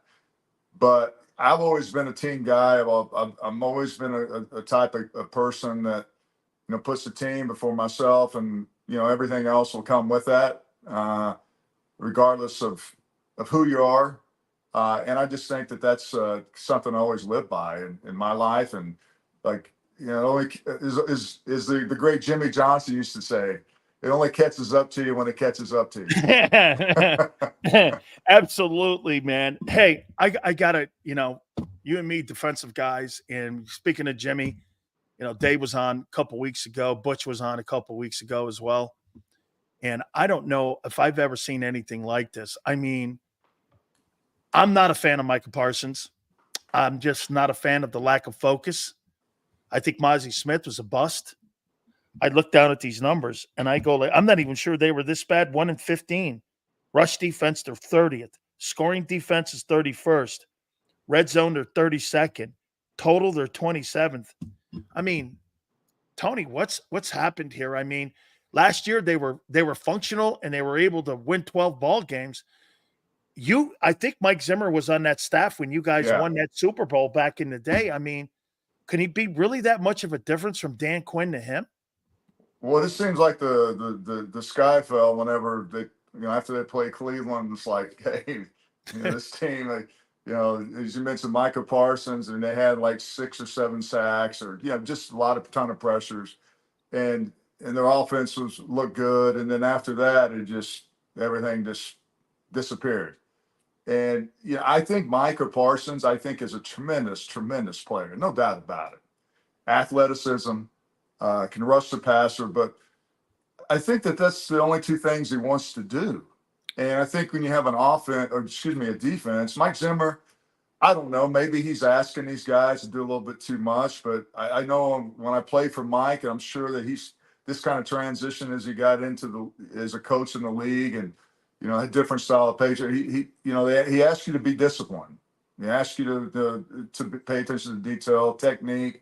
As a defensive lineman, you're in a 4-man front. It's pretty simple. But I think there's a couple of different elements in this defense where you have to really be cognizant of it. And, Michael Parsons, he's a playmaker. He wants to play the big play. And you've seen guys in the league that they'll chase the big play. But once they do that and they're out of position in the scheme, then hell breaks loose. And I think that's kind of what we've seen. You mentioned as far as being last and the dead last in NFL against the rush. I mean, that's a physicality. That's a mentality. That rips your soul out of your heart as a defensive player when they continue to just take the ball and just run it, and you can't do anything about it. To me, I don't understand it, and I don't know what happened to Jordan Phillips. They made this trade, and I was excited about Jordan Phillips. I watched him play at Buffalo, and then I believe he went to New York and was traded. I never understood what happened to him, because I thought at the beginning of the season, everything looks great, right? You got depth and early on in the season, and all of a sudden you hit that 5th or 6th game, and then there's some identity issues, or the identity that you're going to have as a defense, especially. And I don't know what happened to Jordan Phillips. I mean, I saw they released him today, and they never really talked about that.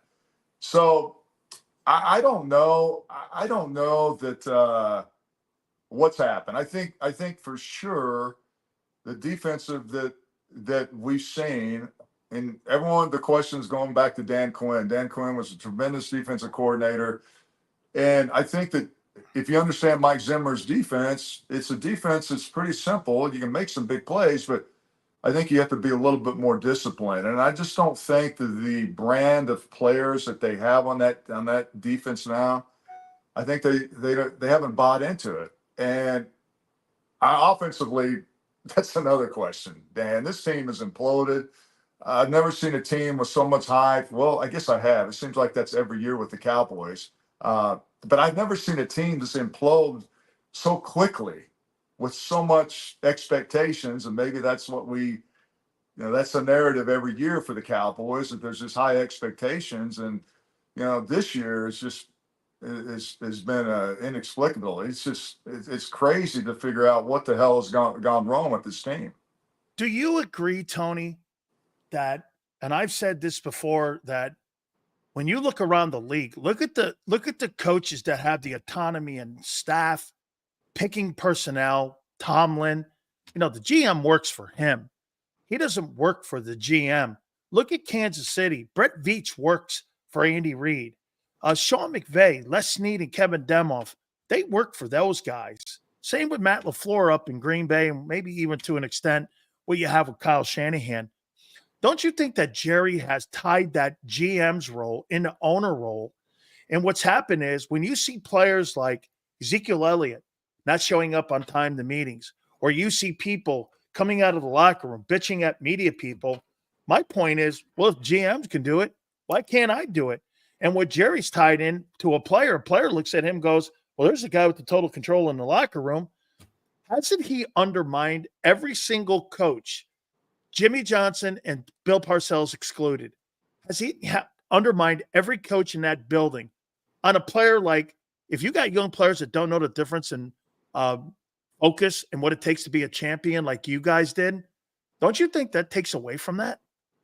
Well, and that's a great point, what you brought up about Jerry. And I think that's kind of become the standard for this franchise. And it seems to me is that a little bit of entitlement, a little bit of the brand, but if you're a professional athlete, you're going to face criticism. Absolutely. If you can get on social media and you can do a podcast and talk about how great you are and criticize other people except yourself, I mean, there's something wrong. That's a double standard to me. And look, I think the least thing that I'd want to do, and understanding this, that I know Micah does a podcast every week, but where you get humiliated and you're kind of shameful, as a player, you got pride. And the next day or two, the least thing I want to talk about is someone else and criticize other people and rank my top 5 quarterbacks and not include my quarterback. I mean, there's some messages sent there, but to the point about Jerry's been doing this for so long. And I think the undermine when it comes to a head coach is that the process. The first process you go to, if you have an issue, you go to the head coach. With us, it was Jimmy. If people had the balls and the nerve to go in and tell them about it, right? Good point. So you didn't get to Jerry because Jerry was the infancy of this whole, this when he bought the Cowboys. Now it's kind of just fast forward and become this huge, larger than life entity. And I think guys, when they come to Dallas, like, hey, I'm going to get on a train of stardom because of the brand. And I'm going to be on social media. I'm going to get 1 million followers. So there's going to be a lot of things that come with that. But then the last thing I think some of these guys miss is that that's not just it. It's not just being, okay, I have the star on my helmet. It's all about earning that star. I mean, I remember when I played for the Cowboys, and this has been a long time ago, but man, I had pride in putting that star on. I mean, I played for Atlanta, but when I put that star on, it meant something. I mean, it was like all of a sudden I felt like Iron Man. And I don't think those guys understand that. I think that, again, as you mentioned, look, a reporter says something, and the observation for someone to criticize either you or me or anyone, what's in the media, That's their job. But the first thing that you do is you don't go and like confront a guy right there, knowing that everyone's filming this stuff, and really just looks really immature. It looks like your values are a little different as a football player, because there is some truth to that. Look, you watch people hustle. Defensively, it's a mindset, man. It's like, I'm running with my hair on fire. I'm going to make the play. We may get our ass kicked, but at the end of the day, they're going to know that they got hit. We may not be the best team, and I think that hasn't really set in for these guys, and it's just it's a train that's gone. It's been off the rails here lately. How about this, Michael Irvin? Tell me if you agree or disagree.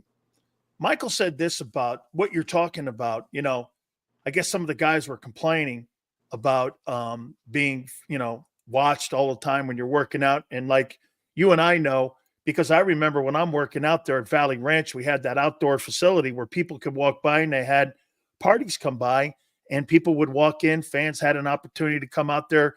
We had this really great workout facility, that mile track in the back there at Valley Ranch, so people could go there and watch that stuff. It was a lot of fun. And Michael said this about it. He goes, when you come to the Dallas Cowboys, that's part of the deal, man. You have to know that, but you also have to be mature to understand that you have to separate that. It's not the same. Mike says it's not the same. You can't put stardom and playing football in the same group.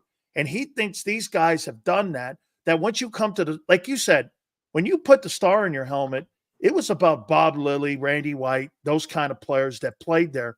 When these guys put the star on their helmet, it's more like Mel Gibson, and it's more like being a TV star than it is what you guys were about.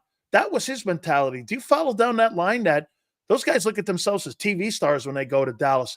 You were looking at yourself as a Dallas Cowboy football star. Well, and when with the success came the stardom, it came the rock star appeal to fans, how you could you embrace those fans. And I think that the stardom here is they put that, before them actually earning that. And to me, and Michael hit the nail right on the head, that's the way it should be. You don't get anointed something that you haven't earned, in my book. And they haven't earned the respect. They haven't earned, obviously, the respect in the NFL, because look where they are now, their record, and it speaks a lot of volumes. So, I mean, I agree with that. And sometimes people think, well, that's the old man, stay off my lawn approach. But that's not it. That's the way it resonates. I tell you, a good example is Dan Campbell in Detroit. I mean, could you imagine playing for that cat? Yeah, that's cool. I mean, he is. Every time I listen to him in the locker room, you believe him, right, Tony? You believe him. Yeah, I get chills because it's believable, like you said. Yeah. So I think that's got to register, and either the body language, or I think you kind of understand, people that played our sport, or just observation and read body language. The body language isn't there. To me, it's a body language of no confidence. Just like a glazed look, that like, what happened? What did we do? And I think that's the problem now, is because it's really resonated with the Cowboys nation, because I think their patience are running thin when it comes to accepting this product on the field, because it's just been so mediocre. Two last questions for you here. I'm going to throw a guy's name out. Speaking of Atlanta, I heard you say this, and see, I know a lot of people, and believe me, I get a lot of people put pushback, say the same thing that you have. Parsons is an exceptional athlete. But then it's funny, because I look at our era and I go, when you look at Michael Parsons, do you see Cornelius Bennett? Do you see guys like Pat Swilling? Do you see Derek Thomas? Mm-hmm. I don't, because those guys had a 24/7 motor for 4 quarters. They weren't worried about anything else. And I look at him as not living up to his full potential and living up to 95% of his potential. The great ones, they follow through on that last 5%. And that's what those guys are in Canton for. And, Pat was a defensive player of the year. He was a phenomenal pass rusher. Cornelius Bennett was one of the great players of our time, could play the run, could play the pass. He's an 8-time Pro Bowler.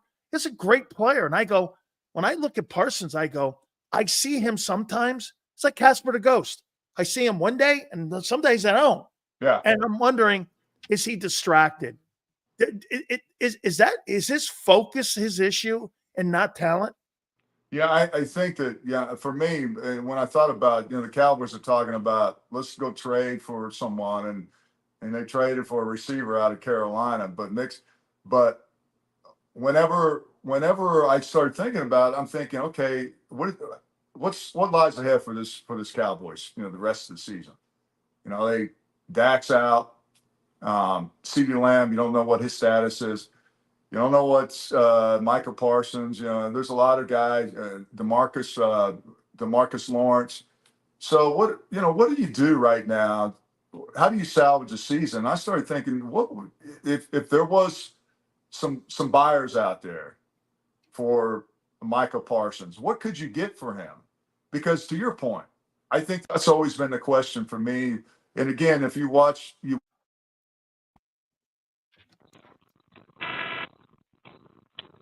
Tony, I think we lost your you lost your volume. We lost your volume a little bit. Yeah, no. I think we lost your volume here. Yeah. Tony, there? No, not okay. Let's see. Maybe we can bring him back here because I'd love to follow up with him on that there, because Parsons, in my opinion, look, I think it's a matter of focus more than anything else with him. Okay.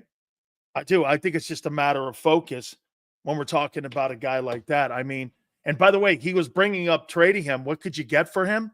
I think you get multiple ones for a guy like that, and you could possibly retool your football team when you have a guy like that that would be a hot commodity. I mean, Jerry Jones is going to have to make a tough decision here. Are you going to pay that guy $39-40 million, and you got a wide receiver that's $36 million, you got a quarterback that's $60, and you're not actually going anywhere with these guys? So you've got to determine whether or not what you're going to do if you're the Dallas Cowboys. And by the way, to Tony's point, I think that's exactly what's happened to today's Cowboys. These guys don't understand about playing in that building and what that building was like. You know how cool it was for me when I got there and I had my cup of coffee in Dallas, and I got Randy White on one side of me, and I got Ed Too Tall Jones on the other side of me, and I'm sitting there in between these two legends, and I'm listening to those guys talk about football, and I'm listening to those guys talk about what it was about to be one of the centerpieces on the Dallas Cowboys. Hey, dude, it was. You walked into places, you were carrying the star.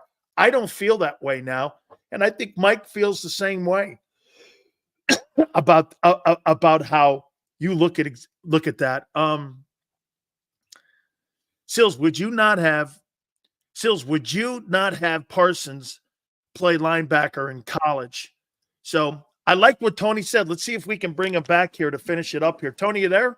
I'm sorry. I stayed up a little late last night watching. It was a late night program off last night, so I'm a little. I wonder what you were watching last night. Yeah.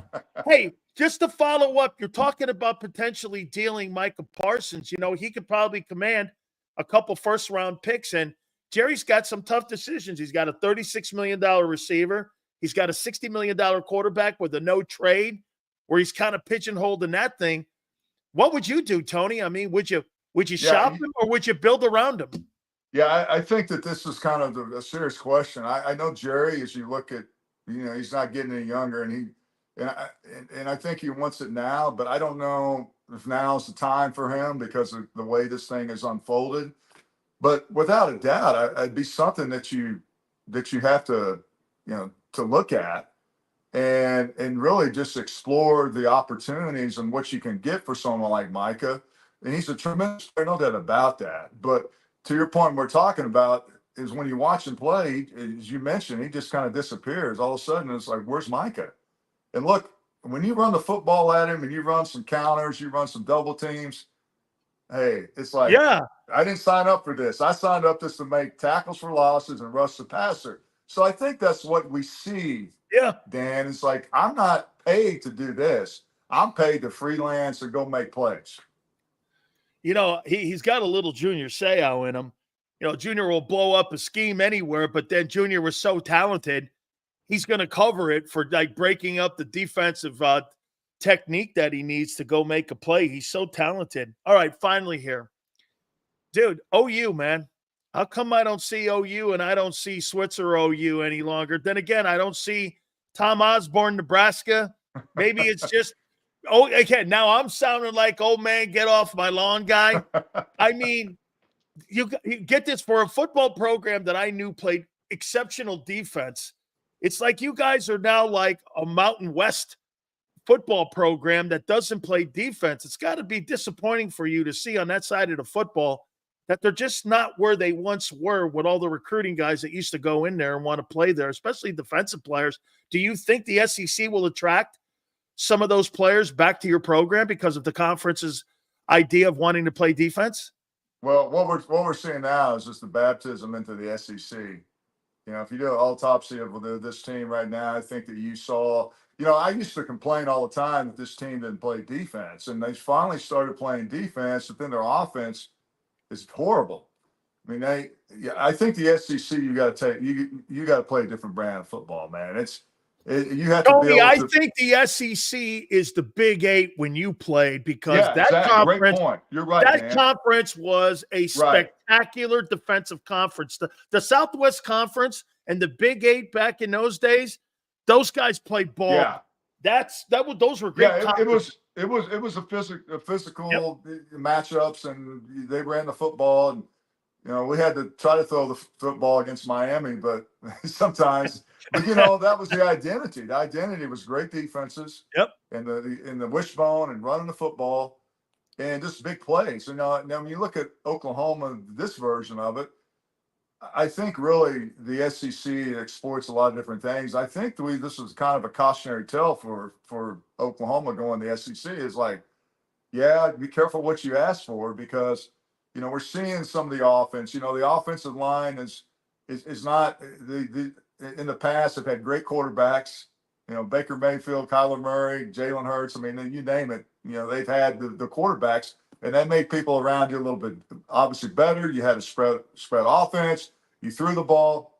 Your offense was your defense, because the defense didn't play it like it is now. So, you know, now it's all about understanding the culture of what the SEC is, and I think, to your point, talking about the Big Eight, you got to be able to run the football. You got to be nasty. These guys, you watch the SEC. I mean, these defensive linemen are athletic, they're big, and they're nasty, and they're angry. So a combination of that and having an offensive line that needs to kind of reshape its culture and cultivate a tough mentality where it's not all about the finesse blocking. It's all about running downhill, getting some big guys in there, because the defensive lines and what we've seen, what Oklahoma's seen, is something that they have not seen in the Big 12. And to me, that's what they're seeing right now, is that they got to get better there. And to your point about being able to get guys to come and play for Oklahoma, I don't know. I think that's always the question now with the NIL and the transfer portal, Dan. They're all chasing the money, and they want it fast, and they want to have success fast. You know, I vote for the Lombardi. I vote for the Outland. I vote for the Butkus. You got a kid on your team.